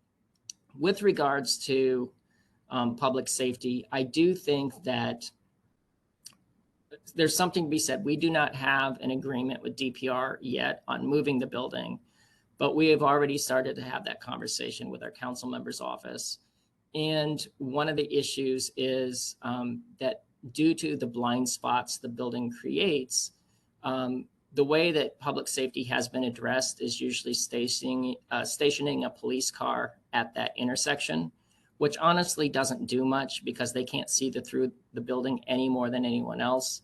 I think that by moving the building further back, it eliminates the blind spot. And more importantly, it would eliminate the need to have a patrol officer stationed there. So there is a bit of a win-win there, that if we can get the building in a better site, there's fewer places to hide, fewer places, and I say blind spot, hide, but it just, and oftentimes the people that are in that blind spot aren't doing anything wrong. They're just enjoying themselves, but knowing that they're not doing anything wrong so that people aren't calling the police to station a car where there isn't a car needed can really help. So, I think that's where that becomes more of a win-win, is just let people enjoy the site, let everyone know that everyone's enjoying the site, and you don't need to put a cop car there.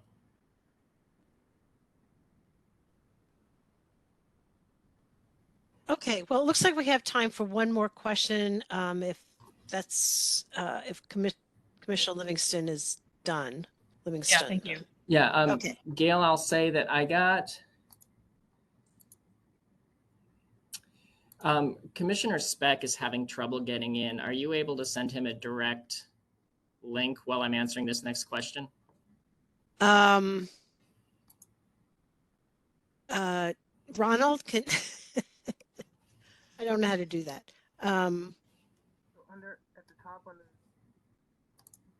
Okay, let's get the question and then we'll take care of it. Okay. Commissioner Sherman, you are unmuted. Great, thank you again. Kent, if I'd like to take you back for one moment to kind of first principles. When you're asked to articulate what the mission of the ANCs is, how do you frame it? What do you say in your own words that it is? Seriously, or a little more colloquially? I usually say it's one of the hardest jobs you'll ever do for no compensation.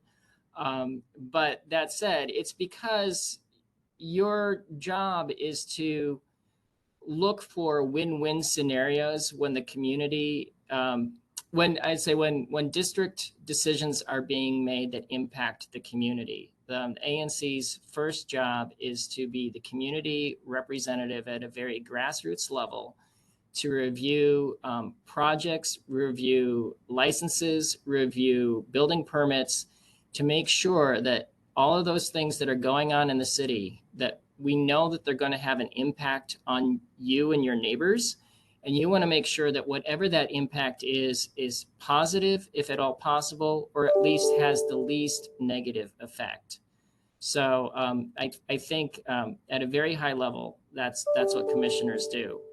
And then beyond that, based on their expertise and based on other issues, they can take up, dig a little deeper into some of the issues that are going on in the neighborhood. For instance, everything DDOT does is impactful. So learn something about transportation. And, if a project is being designed in your community, I've always found that it's been very rewarding from my experience, rather than say no, withhold support until you can work through issues to make sure that you've gotten to the best possible scenario possible.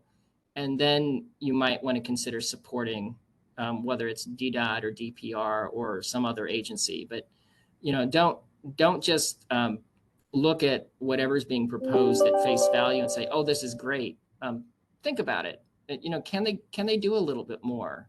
Are there other needs in the community that maybe with a very small amount of money could be included in that project, so that you're like, I would say if there's a streetscape project coming through, maybe it's an opportunity to get some sidewalk improvements in there, or curb cuts that are ADA accessible. So I would say one thing that's been very helpful to me over the years, and I presume this will be true with most of you, is if you're in your community frequently, if you're walking the streets, if you're talking to your neighbors, most of the most important quality of life issues that your neighbors are concerned about, they're not shy about it. They're going to let you know.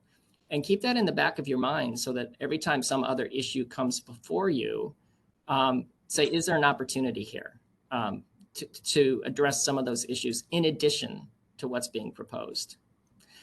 I hope that's helpful. Hopefully I'm not too long-winded. No, it's very helpful. Just kind of a quick follow-up, because I'd also welcome your advice and guidance on what I perceive as a bit of a tension between what is in the oath, as I understand it, as regards acting in the best interest of the city as a whole, and the overarching mandate of the ANCs to reflect the neighborhood voice, to do what you just mentioned, which is to understand where our constituents are, what their interests and needs are, and to prioritize those, particularly when you're in a single member district and you have neighbors speaking to you about their immediate concerns and interests. So how do you advise managing that tension? I'll be honest, I'd never really considered that attention. By doing what's best for the District of Columbia as a whole, I've always seen that as part and parcel of also doing what's best for my constituency, because doing what's best for the District of Columbia as a whole isn't necessarily doing, it's not necessarily the same thing as perhaps supporting what the District of Columbia agencies are telling you they want to do. It's not necessarily doing what the mayor's office is telling you she wants to do, or her priorities, nor the council members. I mean, oftentimes they can be one and the same thing.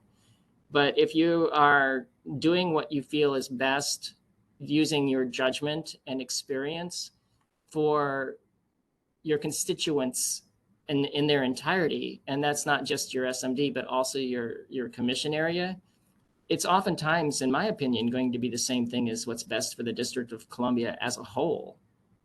Maybe there's some examples where you don't feel that's true, but in those situations, there's nothing that tells you have to vote one way or another. You can always vote what you feel is best for your constituency. Great. No, I appreciate that. That's very helpful. Thank you. So Kent, we have 3 commissioners of your panel Okay. already in, excuse me, Commissioner Tiffany Brown, Commissioner Jeremiah Montague, Commissioner Nancy McWood, and I am looking for, who else am I looking for? Commissioner Speck still hasn't gotten in, but the last person, the 6th person is. Oh, so it should be Kishan Puta and Kimberly Martin. Okay, Kimberly Martin is here. I just have to elevate her. And she is now elevated. Why don't I send Commissioner? I sent Commissioner Speck the attendee link. Okay. So why don't I will work with him, and why don't you get the panel going? All those folks are, you can unmute them, Kent. They are all in the panelist section of the WebEx, and I'll continue to work with Commissioner Speck. Okay, let me. Dawn, you may need to unmute. I don't see that I have that ability. Okay, give me a second to get over there. Second. Oops, I need to. Okay, here we go. Oh, well, they're unmuted. Oh, Commissioner Martin is not. Commissioner Montague is. Commissioner McWood is just unmuted. Yep. Okay, so we have Yep, they're unmuted. Wood, Commissioner Martin, Commissioner Montague, Commissioner Brown. So we're just looking for Commissioner Puta and Commissioner Speck. So while we're trying to sort that out, welcome commissioners. Thank you for your time this afternoon. I think what would be a good place to start is let's just do some brief introductions so that our newly electeds know who you are. If you could mention your name, which single member district you're in, perhaps years of service, and then just a very brief intro, then we can get to some Q&A. So why don't we start? I'm going to go down the list this way. Let's start with Commissioner Brown. Okay. Well, good afternoon. My name is Tiffany Brown. I am ending my 4th term as an ANC commissioner. I serve 7B02. I'm also the current chair of 7B02. 7B02 and 7B, we is the area of Hillcrest, Naylor Gardens, Park Naylor, DuPont Park, Penn Ranch, Randall Highlands. And I feel that I'm missing somewhere. It's Fairlawn, in the Fairlawn community in Southeast Washington, D.C. And with that, I will punt it to whomever the next commissioner is. Sure, going down the list, let's, Commissioner Montague. Good afternoon, can you hear me? Yes. My name is Jeremiah Montague Jr. As with Commissioner Brown, I am ending my 4th year as a commissioner, putting that government service behind me. I represent single member District 5C07 and the greater ANC 5C, which is Woodridge, West Woodridge, North Woodridge, Brentwood, Fort, Lincoln, Woodridge South, Gateway, and Arboretum.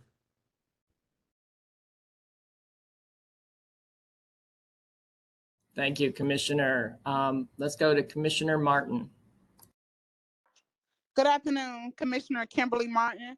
I'm in single member district 7E07, soon to be 7C08 as I've been redistricted to another commission. My areas are East Capitol Street near Southern Avenue. So I'm on the southeast side, across from where the Capitol Gateway development is supposed to come, near the Maryland line.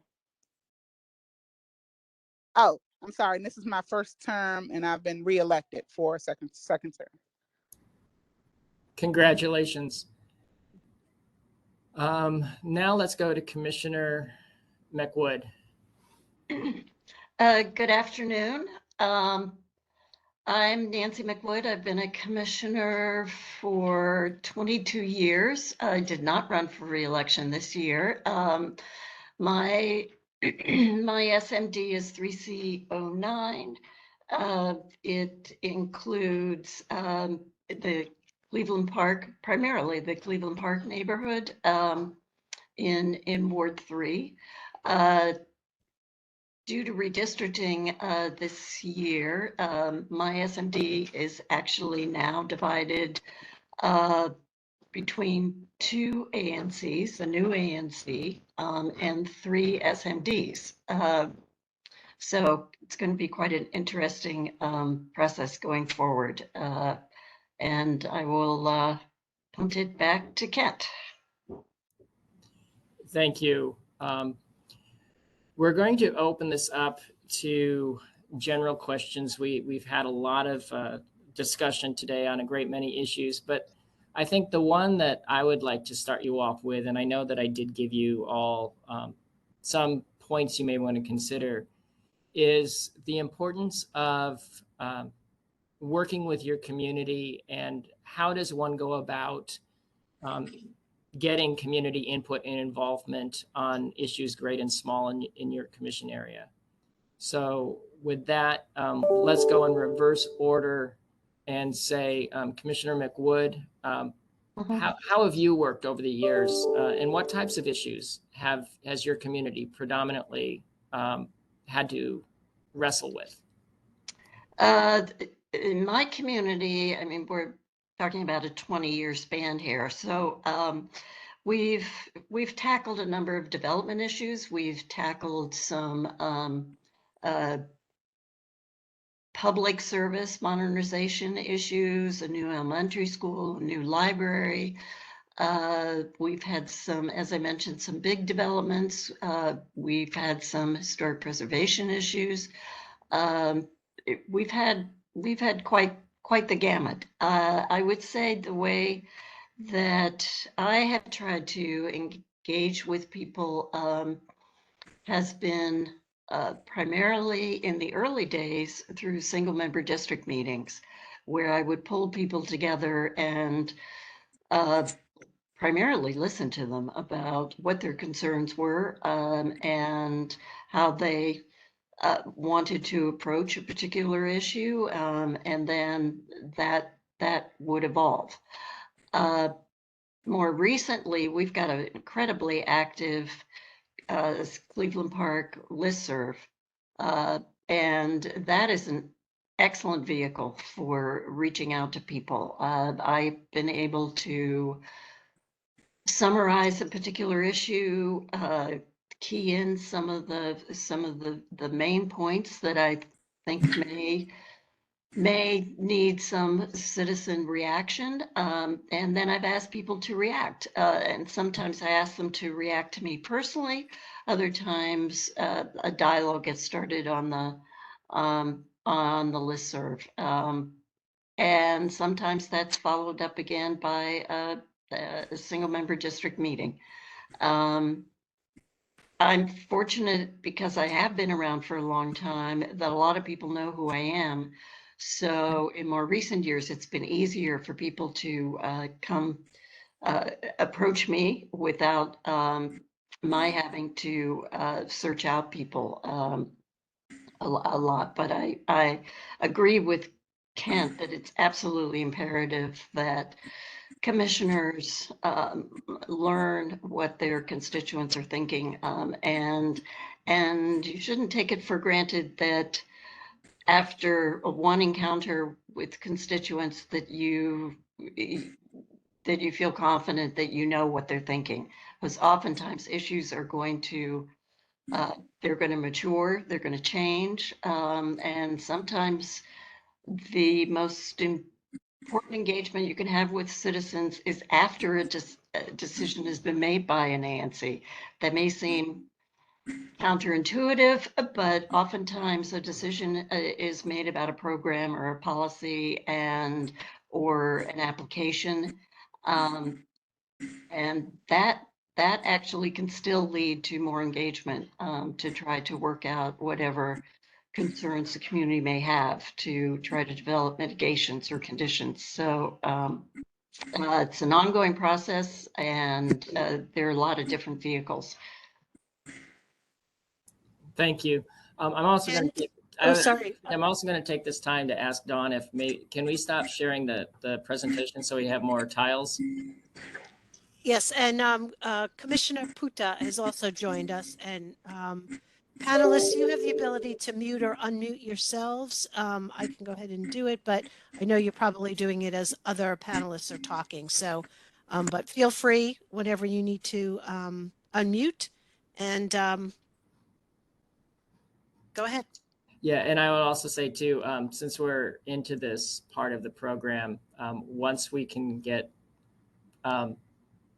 if Dawn can stop sharing the application for the slide deck, if the panelists would also not mind turning their video on so that we can see you're a great panel, and I certainly want everyone to see. And I see we have Commissioner Speck on too. So before we continue to go down that question, let's have a brief introduction from Commissioner Puta, followed by a brief introduction from Commissioner Speck. And what we did in introductions is your name, your SMD, what area you represent, just very brief, and then we're going into some questions. So Commissioner Puta.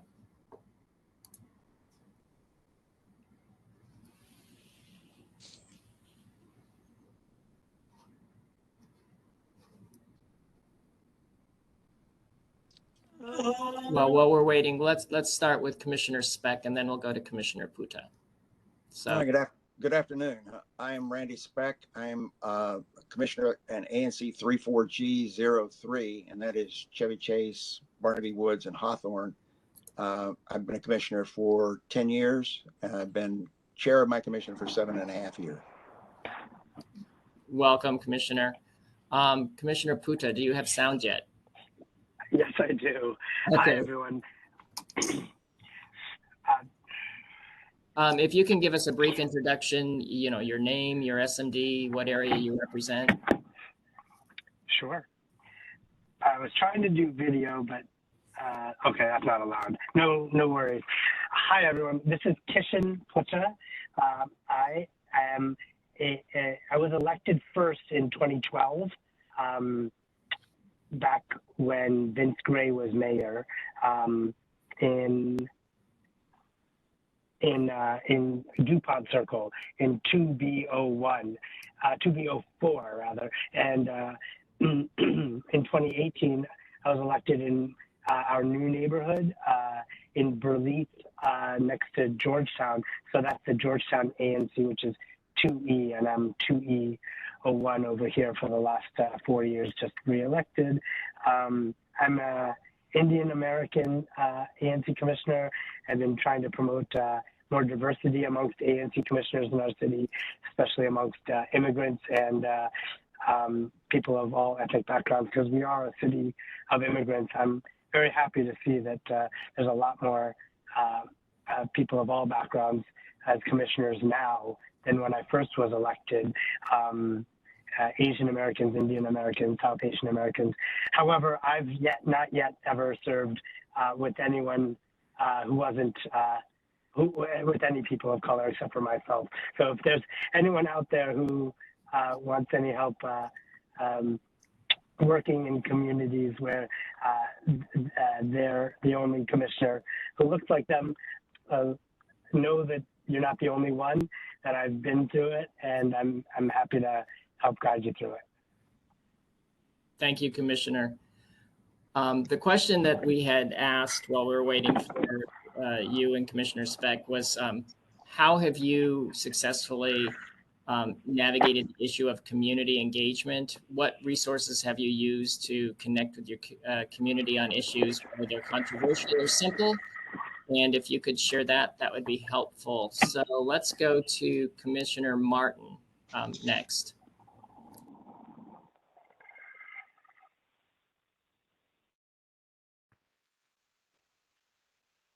I'm sorry. It's okay. I'm at an event. So I was supposed to be answering about with my constituents, right? So one of the things that has worked for me, and like I said, this is only my first term and I've been reelected, is door knocking, online presence, of course, your next doors and things like that. But block captains have also been a integral part of what I do. I have, certain people on different blocks within my SMD that I can communicate things to rather quickly, and they can help me, spread the word. Being as though, some of the information we get comes down last minute. So as far as printing and mailings and stuff like that, sometimes, the event probably doesn't happen and been over with by the time I get a chance to do that. So block captains has worked, as well as just going out meeting people. I tend to do a walk around my SMD. I try to do that a few times a week, and just walking and just talking to people and finding out, the needs or their concerns of the area and everything like that. Thank you, Commissioner. Commissioner Brown, how have you been successful at connecting with your community? So initially, through the listservs and through door knocking and putting information in people's doors. But I do the listservs, I do Twitter. The ANC does not have Facebook, but like I said, through the listservs, and depending on what the issue is, if it's an issue that affects, say, a zoning and it's someone is asking for a variance, something that will affect the surrounding neighbors, I make sure that I have a meeting with those neighbors, but I make sure that I paper those people who are closely affected, like the 100 feet rule, make sure that they know about the meeting, what it's about, what's being asked, but just kind of just getting out there on the ground. And because when I came into office 8 years ago, the former commissioner was still around, and even the former before that, I have former commissioners around the corner from me. So they kind of like led me like, these are the people that you need to talk to about X, Y, and Z. And even though I'm not coming back, I have pledged that support to my my successor and to the commission overall, because I've served as chair, and you don't know how much work it is until you're the chair. And so there's a knowledge there. And on my commission, there's another commissioner who's been on for about 7.5 years, but we have the institutional knowledge. The commission, there are 5 new commissioners coming on board, and only 2 have served before. So we just have to make sure that we keep the information loop going. So just knowing who to talk to and talking to everyone, I guess, would be my answer. Thanks. That's great. Commissioner Montague, how about you? I have engaged mostly, I'm a very hands-on person. I'm one of the persons who probably violates the stay in your lane rule. It's not really a rule. There are some cultural things where people feel mind your own business. But a lot of times you will find that in order to serve your constituents, you really need to keep your ear to the wall and know exactly what's going on. Always listen to all points of view. And reach out to those who may be contrary because they may misunderstand or be misinformed. Or they may have a legitimate point, but all points are legitimate as far as your service to the community. But I think the big thing with me was it has never been about me. It is always about the people that I serve, whether or not it's in the single member district, in the commission, or adjacent commissions. I did my best to become as informed as possible so that when misinformation is being disseminated, I can cut it off and right the ship or redirect it. I have the advantage of being a member of the 5D CAC, which is associated with the 5D Police Department, with the Woodridge Civic Association, and with the Friends of the Woodridge Library. So I have multiple channels or conduits where I can get messages out or have messages dispersed, as well as a distribution list that I maintain, which not only has constituents in it, it has constituents in adjacent commissions and single member districts, but it also has government contacts. So when I have a meeting, and to my credit, in the 4 years I've been here, I've had 49 single member district meetings. And I don't think anybody else has done, some people may have, but I don't know of anybody else who's done that. And it's an excellent opportunity, either in person, in hybrid, or virtual, to get everybody to have their say. And as I found out that sometimes those that disagree with you on the way out may apologize for their behavior during the course of your term. Thank you, Commissioner. Commissioner Speck, let's hear from you. Well, our ANC has used a wide variety of communication methods, and some of them have been more successful than others. We've had a newsletter that we publish monthly. For a while, we haven't been doing it more recently. We've got about 1,000, maybe 1,500 email addresses for people in our ANC that we've just collected over time. And we use those to distribute the newsletter and to get out information about other events that are coming up. We also use social media extensively, including listservs, Facebook, Twitter, all of those other things. We put our website is also very, very comprehensive and includes a tremendous amount of information. And we try to communicate with people through our website, which has detailed information about every meeting we hold, including agendas and minutes and videos and all the other information from that meeting. We've also been working with the OANC. I've been pushing for about 4 years now to try to get some software that would help us to communicate better with the community. And there's one that I know that the OANC has been looking at and has not yet pulled the trigger to be able to contract with them. But I think that software could be extraordinarily helpful to commissioners in communicating with their constituents. Thank you, Commissioner Speck. Before we go to Commissioner Puda, I will say on that software, we did pull the trigger. It's still the procurement that we're solving, but we're close. So with that, let's go to Commissioner Puda. Can you hear me okay? Yes. Can you hear me okay? Okay. Yes, good. we can. Yes. Well, this is definitely a challenge, and different people have different resources they can tap into.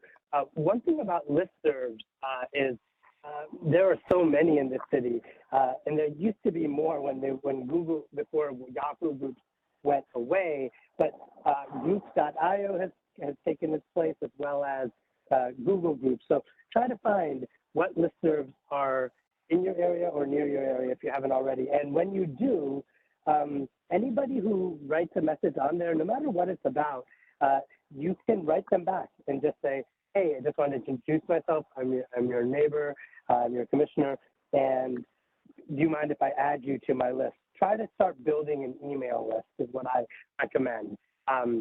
When you were campaigning, if you didn't do it, if you didn't get emails while you were campaigning, I guess you should try to campaign more, even now that you're elected. Whenever you meet anybody, try to get their email addresses so that you can stay in touch with them.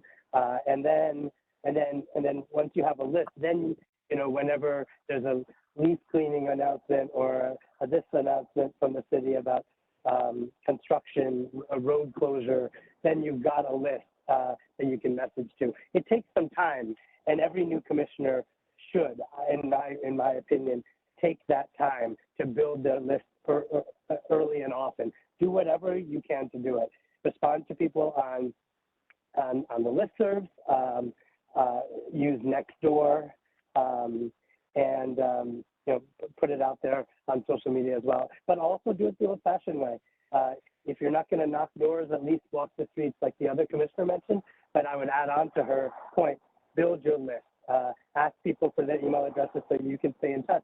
So you can let them know what's happening, what might be coming to their neighborhood, relevant information to them. Most people will be very happy to give you an email address for such purposes. Thank you, Commissioner. Commissioner Speck, I see you have your hand up. Yeah, I just wanted to add one other thing. We've been trying for the last couple of years to have a community billboard in our commercial area where we could post events that were coming up, both for the ANC and for other civic organizations as well. That creates a lot of problems in trying to get it approved because we're trying to put it in public space, which requires public space permits. We're trying to get funding for it. There are just a lot of hurdles that have to be overcome, but that's something we're still working on. Thank you, Commissioner. Gail, I think this would be an appropriate time to see if there's anyone who wants to ask questions, who's an attendee.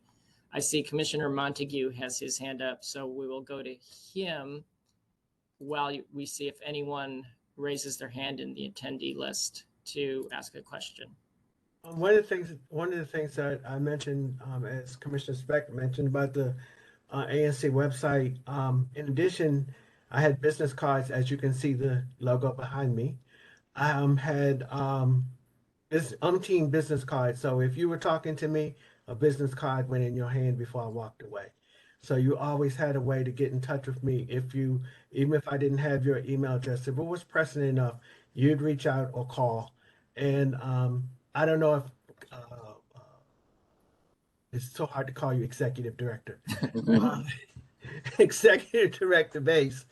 I don't know if you mentioned about getting an alternate phone number, which is different from your personal phone number. So that way you have a semi-official phone contact that won't be blowing up your regular phone. I'll follow up on that and then go to Commissioner Brown. Commissioner Montague, I don't think we've talked about it today, but you can get a Google Voice or some other form that gets you a phone number that will then roll over to your personal device or whatever phone you're using so that you don't have to give out your personal phone number. And I'll admit that's something I did years ago when I became a commissioner, because I had this thing in the back of my mind saying I'm probably not going to be a commissioner forever. And when I'm no longer on the commission, I probably don't want phone calls asking me to do commissioner work.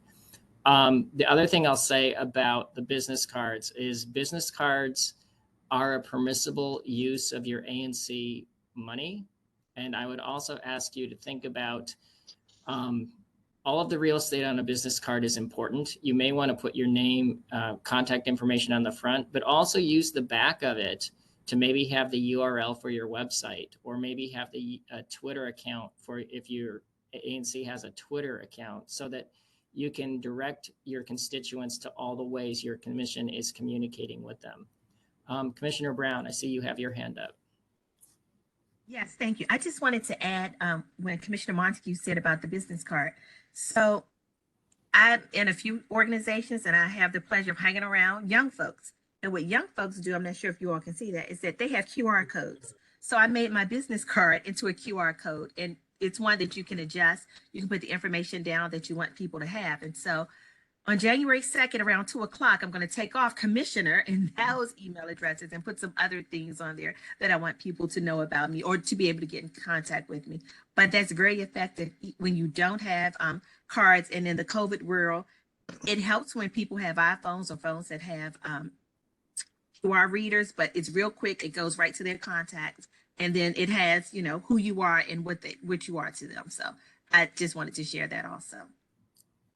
No, that's a great value add. Thank you for that. Gail, do we have anyone with raised hands that has a question? We do. We have, so far we have two issues. So hold on. This Commissioner Hans, you are unmuted. Ratan Chans. I am the commissioner-elect for 6E09 in Mount Vernon area. If I heard correctly, I believe Commissioner Brown, you had said that you had served as a chair. I'd love to hear more about kind of the time commitment around that, and even from any other commissioners that are on here that have served in other roles, such as treasurer or vice chair.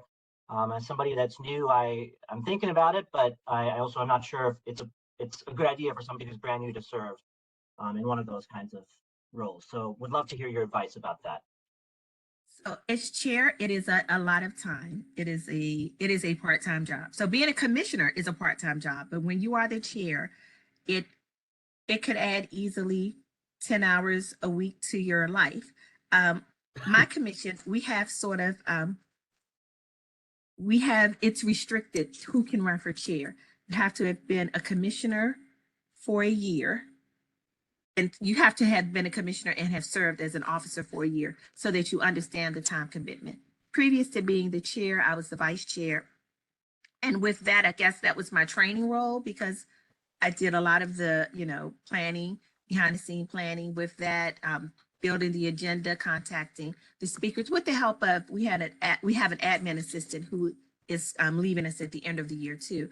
But before that, I served as the secretary, and that added maybe about, I would say 5 additional hours a month to, the other things. The thing with being the secretary is that you have to take really, really copious notes and get them out. And it's a process. So everybody, when they take notes, oh, I'll go back to it, or I'll get back to it. But then you look up, you go, whoa, I have to get these notes in. And I would say, being the secretary of the commission, I learned a lot. I saw a lot of the moving parts, and it just helped me get a better understanding of the role of the commission and of commissioners. So I would recommend everyone do that role once. It's a lot of work though. But you learn so much. You have a true appreciation for the commission, the work we do, and for the job of the chair when you become the secretary. Thank you, Commissioner Brown. Commissioner Montague, would you like to add to that? I think Commissioner Speck had his hand up first. Oh, did he? Okay. Then we'll go to Commissioner Speck and then Commissioner Montague. That's the problem when all the tiles aren't on the same screen, right? Thank you. No, I was chair for 7.5 years, and it is a very time-consuming job. If you have a good secretary, though, and a good treasurer, they can take a lot of the burden off of the chair, or a good vice chair as well. So it's good to distribute that workload among the commissioners. The treasurer's job is a difficult job. Dawn has done a fantastic job of simplifying it exceedingly. I mean, it was a mess when our current treasurer came in, but he did a really good job with Dawn of really fixing it up. So that's a lot better now. But as Tiffany mentioned, the secretary's job is very substantial as well. Doing the minutes for every meeting is very time consuming. Our ANC has two meetings a month too, so that makes it doubly as hard. But it's very rewarding too, though. And I think having leadership positions within your commission is very rewarding, and I feel like we were able to achieve a great deal during my term as chair. Thank you, Commissioner Speck. Commissioner Montague and then Commissioner McWood. I had the opportunity to be vice chair and treasurer and assist with the secretary. I have past experience in all those things. But to Commissioner Brown's point, copious notes are extremely important. And since I'm on my way out and I'm not going to worry about it, we have a secretary right now who doesn't see the importance of that. We will talk about that later. But the record, the public record, even if it's recorded, the written record that's presented to the public is extremely a factual account of what happened, why it happened, what the discussions were, who voted for what. In the absence of that, you'll go before an agency and they'll ask the reasoning behind a vote or the position taken by the single member district or the commission. And if you don't have that, you will founder and you will lose. Okay? And now, with all respect to Ms. Dickerson, one of my favorite people, the treasurer's job can be a real bite. It can be, I know that there's a new tool coming to simplify it and make it move smoothly, but you still have to have at least a minor amount of bookkeeping knowledge so that you can actually know what's allowable, what's not allowable. If you have a question about that, ask Ms. Dickerson. She will tell you really quickly so that your commission does not run afoul, because it's very easy to do. But as a treasurer, you're a custodian of the public's money. And even though if you participate in the security fund, your butt's out there in a sling when stuff goes wrong. So in addition to being the secretary knowing everything going, the treasurer has to know everything because he has to know what the financial impact of it is. Okay. Thank you, Commissioner Montague. Commissioner McWood. I became chair the first year I became an ANC commissioner, and I served off and on about half of my tenure as an ANC commissioner as the chair. One of the important aspects of the chair is that it does involve more administrative duties, but I think it is very important that a commissioner who becomes a chair realizes that she or he is not more equal than the other commissioners. You have more duties, but you are all commissioners are equal. You're at the same level as everyone else. A chair should not be making unilateral decisions for the commission. One of the, and the chair should be collegial, because one of the opportunities you have as chair is you get a lot of notices. For example, the chair and the relevant SMD commissioner will get all of the zoning notices. They don't go to every commissioner, as I think they should, but they don't. And so it is incumbent on the chair to make sure that everyone's informed. There will be opportunities for meetings that other commissioners sometimes won't be notified about. You need to share the information that you get as chair and see your job as being a facilitator to help all the other commissioners be as productive commissioner as they can possibly be. In our in our ANC, I would say the hardest officer job to fill, which has been mentioned before, is treasurer. Everyone through the years, it's been a tug of war to try to find people to be willing to handle the treasurer's position. And I know in recent years the reporting has gotten much easier, but that still is a job that is sometimes hard to fill. Thank you, Commissioner. Gail, do we have another question? We sure can. Commissioner Kristen Rowe, I'm going to unmute you. Question. I have a question. I am actually going to be an SMD in a brand newly created SMD, which has a number of businesses and a school in addition to residences. And I'd be interested in hearing how, as a commissioner, you balance the interests of the businesses in your district versus the residents in your district versus the schools, because I'm going to have a pretty good mix, and I'd be interested in knowing how people have dealt with that. Which commissioner would like to take the first bite at that apple? Looks like Commissioner Puta. I see your hand up. And Commissioner McWood, do you also have your hand up? No, but I can.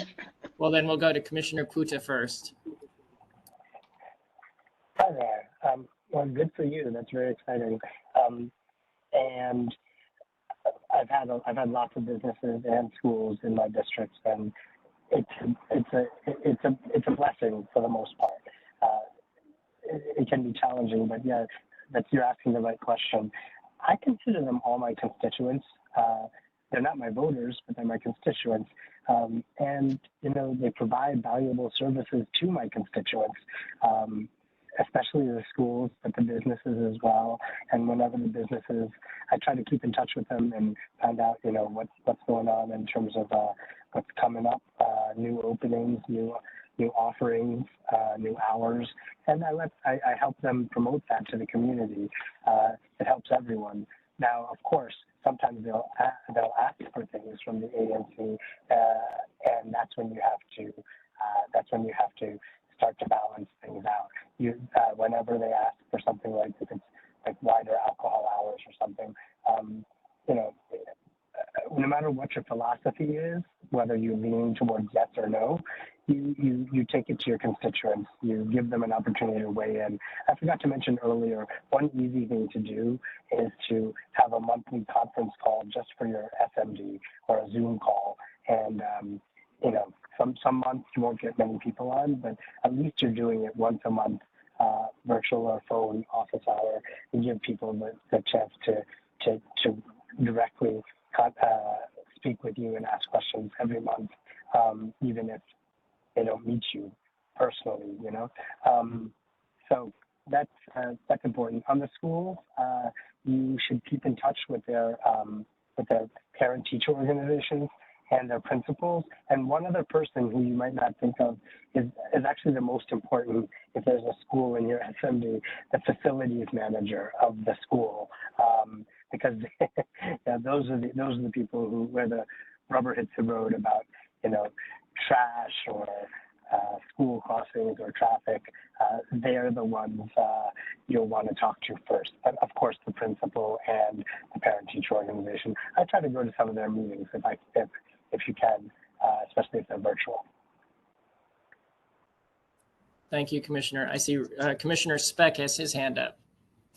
Yeah, we also have a school and a commercial strip in our ANC, and both of those have been, we've had a lot of activities related to them.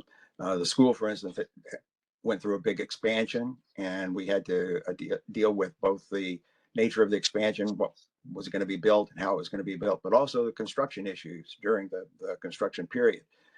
We try to have representatives from the school, either from DCPS or from the school principal, to come to our meetings fairly regularly to report on what's going on at the school, to address specific issues that come up.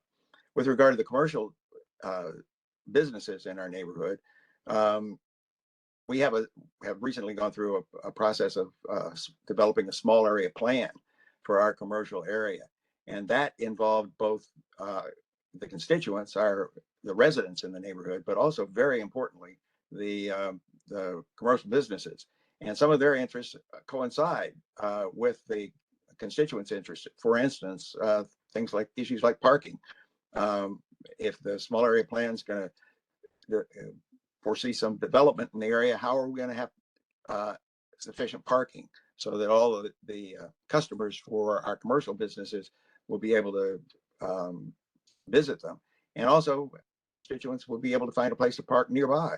So all of those are issues that frequently the business interest and the constituents' interests will coincide, or at least you can find ways in which they have similar and common interests. Thank you, Commissioner Speck. I see Commissioner McWood has her hand up. Yeah, I'll be very brief again. I have an elementary school in a commercial area as well as residential area in my SMD, and it can be challenging.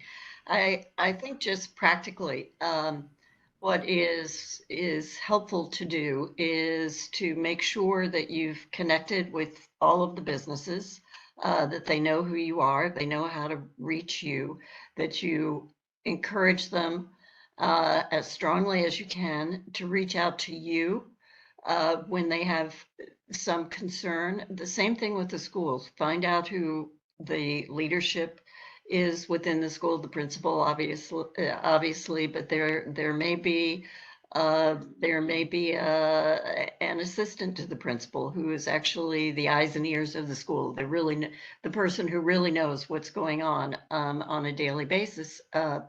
The LSAT, the parents association leadership, find out who those people are and make sure that that they know who you are.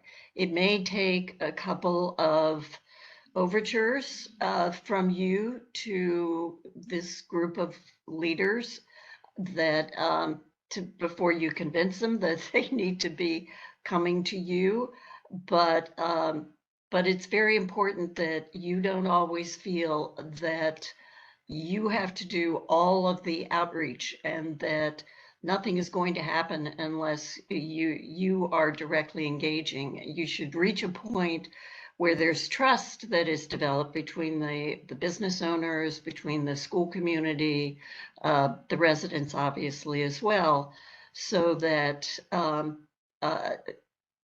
there is a pattern where they reach out to you.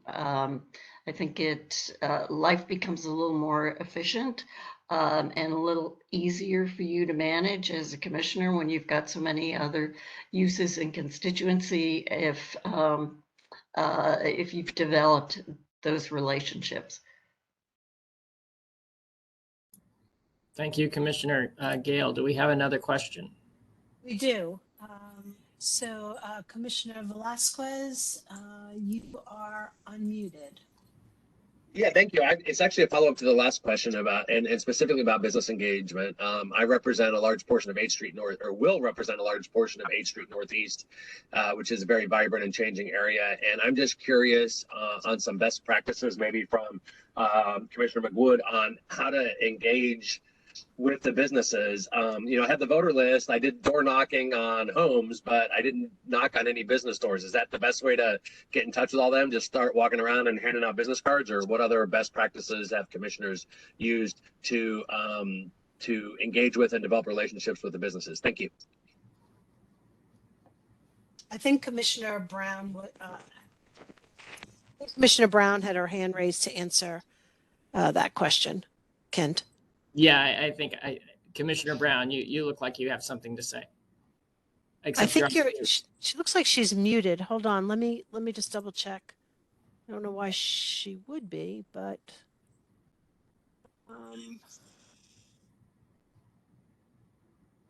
actually, oh, here she is. Let me unmute her. I don't know what happened. Sorry, Commissioner Brown.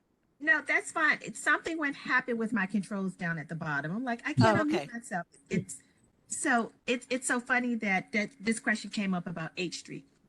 So even though I'm an outgoing commissioner, I want to say that 20 times, but I would say, especially on 8th Street, that you get in touch with the Main Street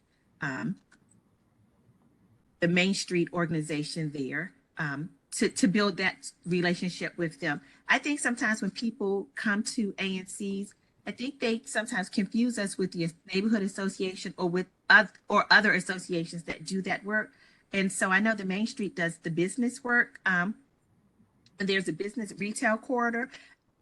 Our mission with the with ANCs is to advocate on behalf of the community with the government. And so if we can help be the advocate, the in between with advocating for governmental issues, I think a lot of times we get bogged down with community organization things. Like people come to us as a civic association, sometimes as a civic association or against a civic association. So I think that making sure that people are coming to us and that they're clear about what our roles are and how we can advocate, I think that's key. But as far as 8th Street, I used to work near 8th Street, so I spent a lot of time on that block. I would suggest we're dealing with the business that you reach out to the Main Street organization, or if there's another business organization in any community.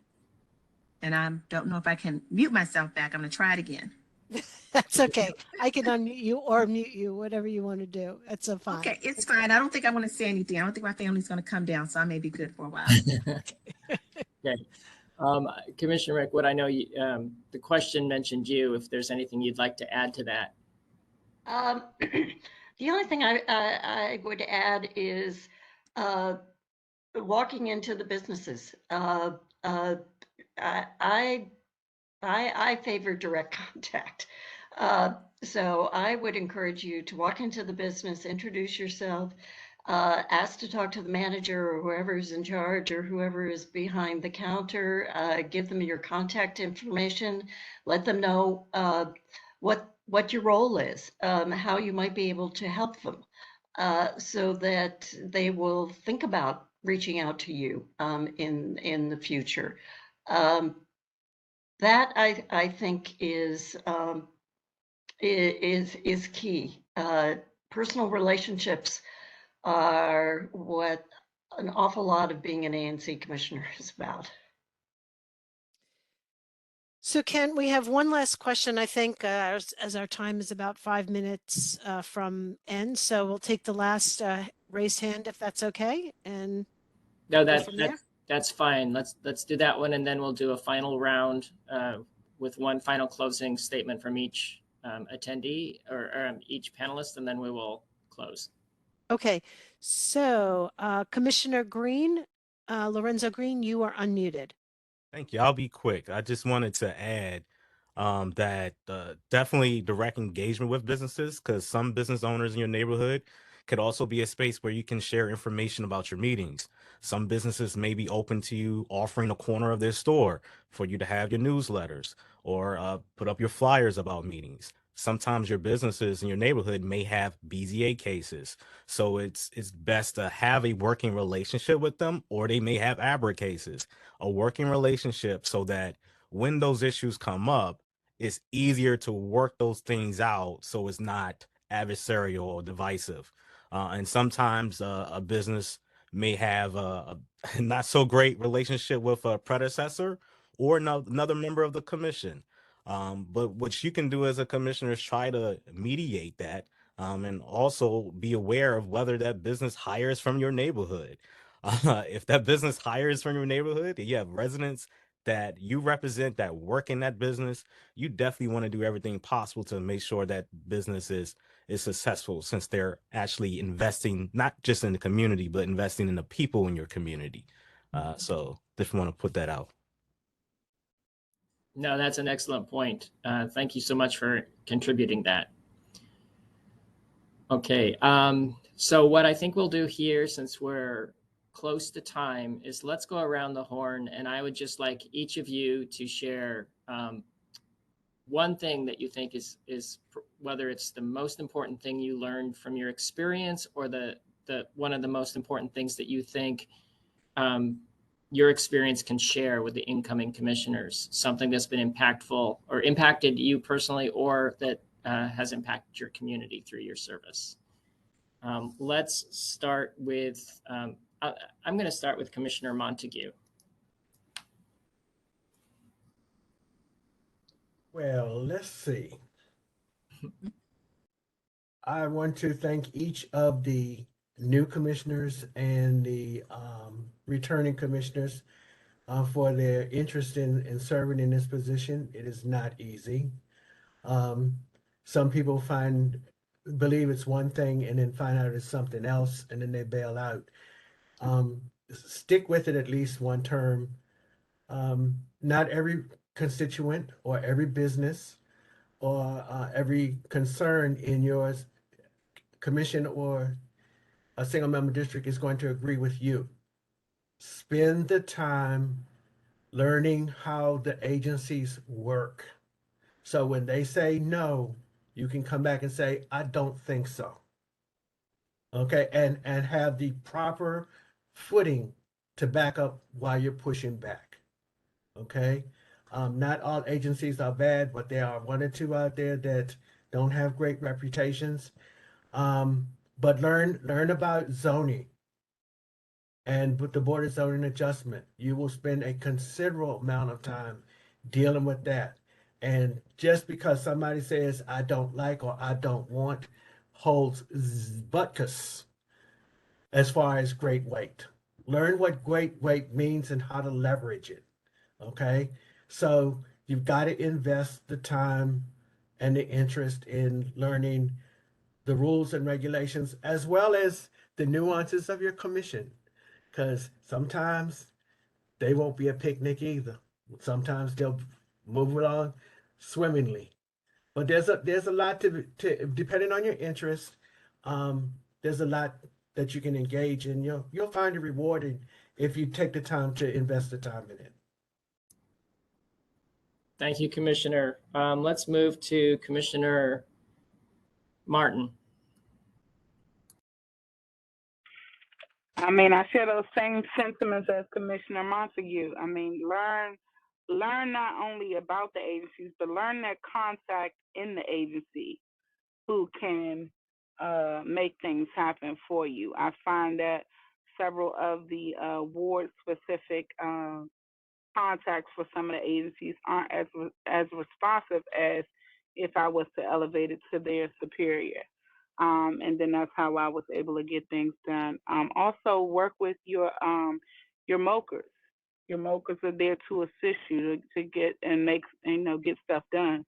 I would have a good working relationship with them. The MOCers' jobs are to walk around your neighborhoods with you and to identify the issues to help you elevate it and address it where it needs to be to whatever agency that is most helpful.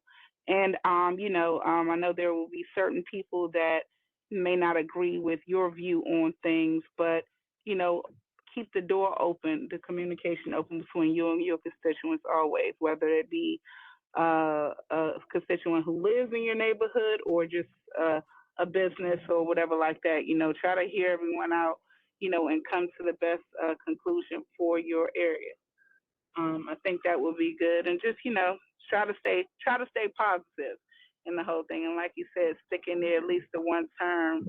As I stated earlier, I've been reelected, and I thought about just not doing it again. But my constituents, they stepped up and said, no, we need you, and they supported me, and they vowed that they will continue to support me in this second term, and that is always appreciated. So leverage the help that you have in your neighborhood from the people, and also the civic associations, PTA, whatever you can leverage in your neighborhood, listservs to help you, help make your job easier.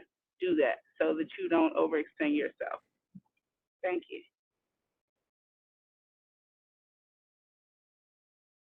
Thank you, Commissioner Martin. Commissioner Puda.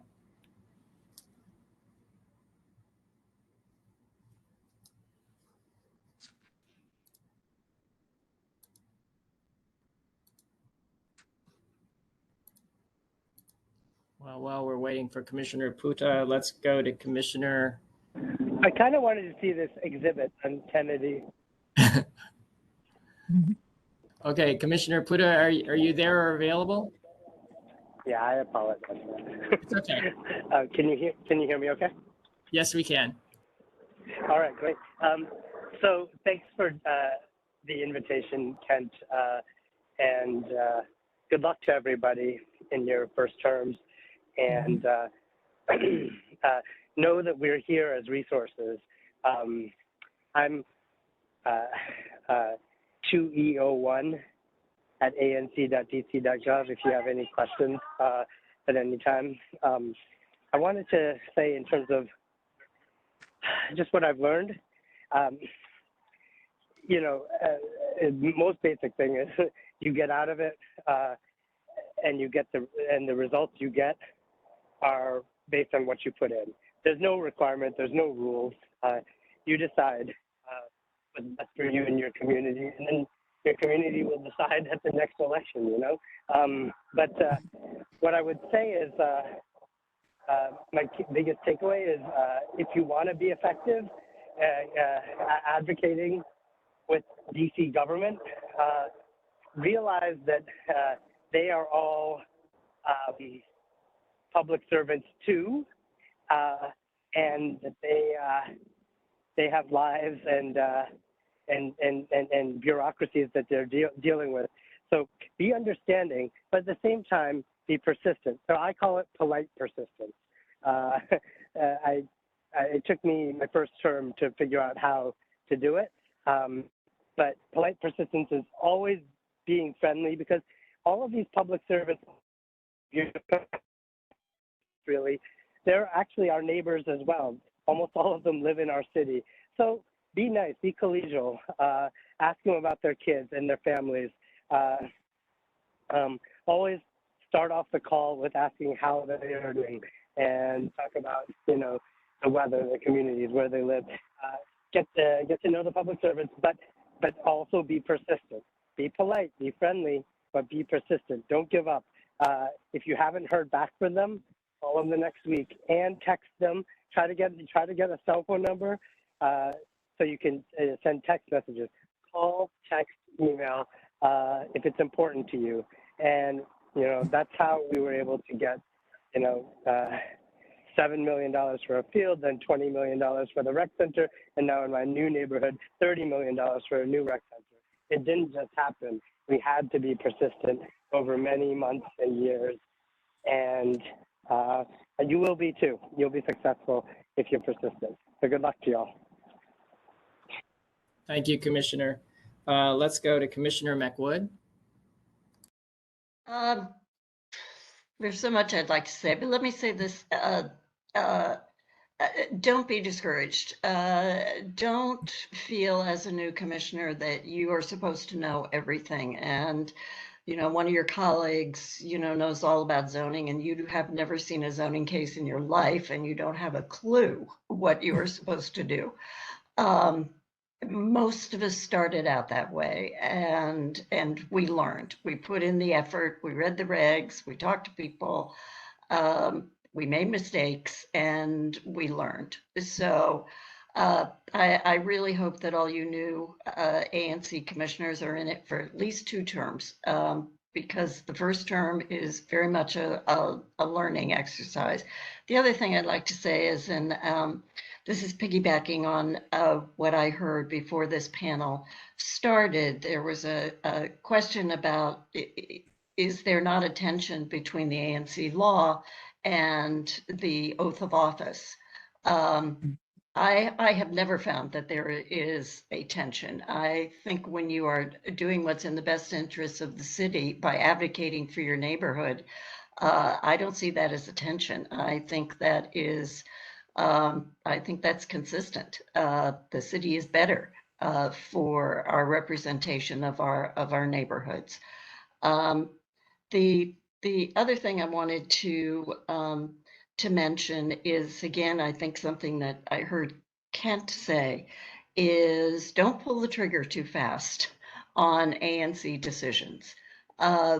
Depending on how complex the case may be or the proposal may be before your ANC, consider all the ramifications. Don't be afraid to have a couple of meetings where you're talking to an applicant, or you're having a single member district, or you're trying to gain more information. Don't get pressured into making decisions prematurely. You have leverage with great weight, and you need to figure out how to use it to the benefit of the community. So I truly hope that you all will enjoy this. It is a wonderful institution, the ANCs.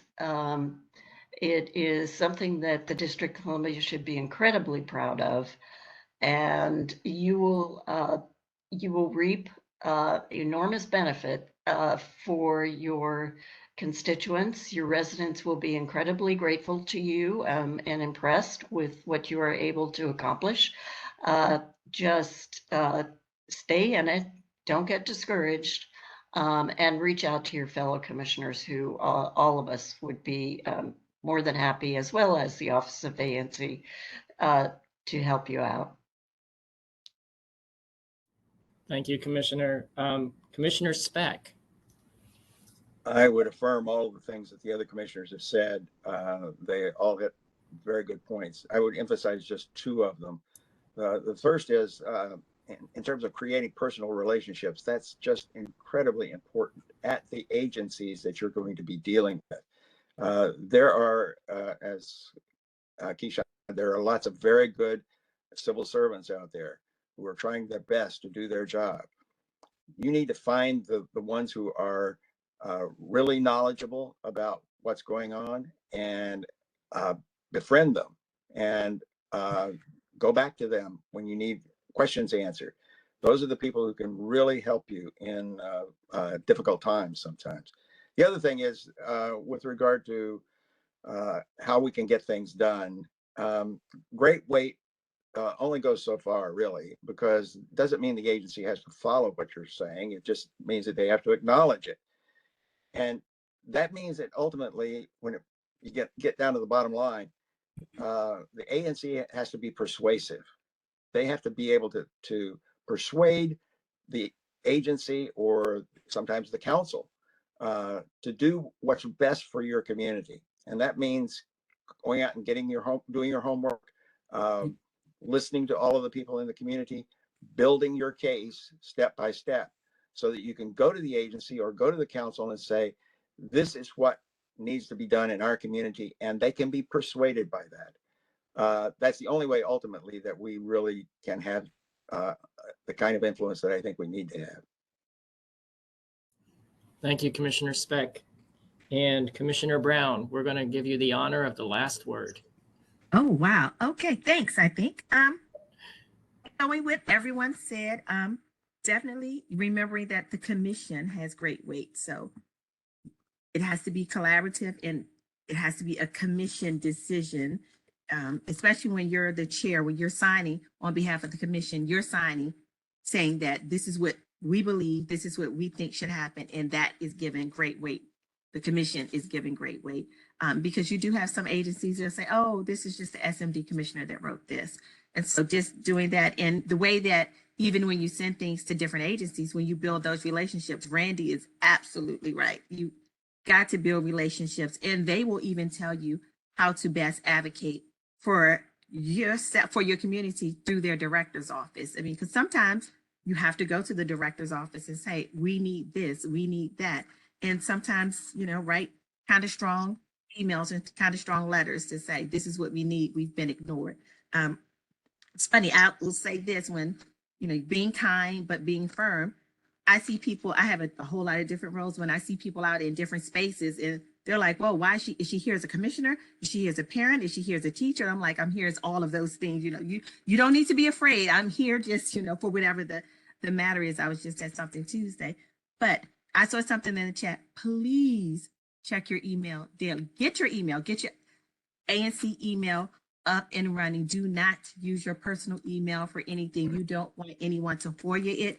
You don't want anyone to have to ask for it. I had an ABRA case where an attorney asked me for notice. Had I sent that from my personal email, it could have subject, everything else in my email. So make sure that you only use your ANC email for ANC work. Go to the trainings, go to the zoning training, go to ABRA training, and go to the DDOT training. Those are the 3 trainings that you need off the break. You're going to need to know what's going on there and build a relationship with the DPW representative. DPW has had some changes. We're not sure what's going on, especially leaves. If you live east of the river, we're still trying to figure that out. And I would say the last thing is do what you know that you can do and keep your word. If you say you're going to do something, keep your word.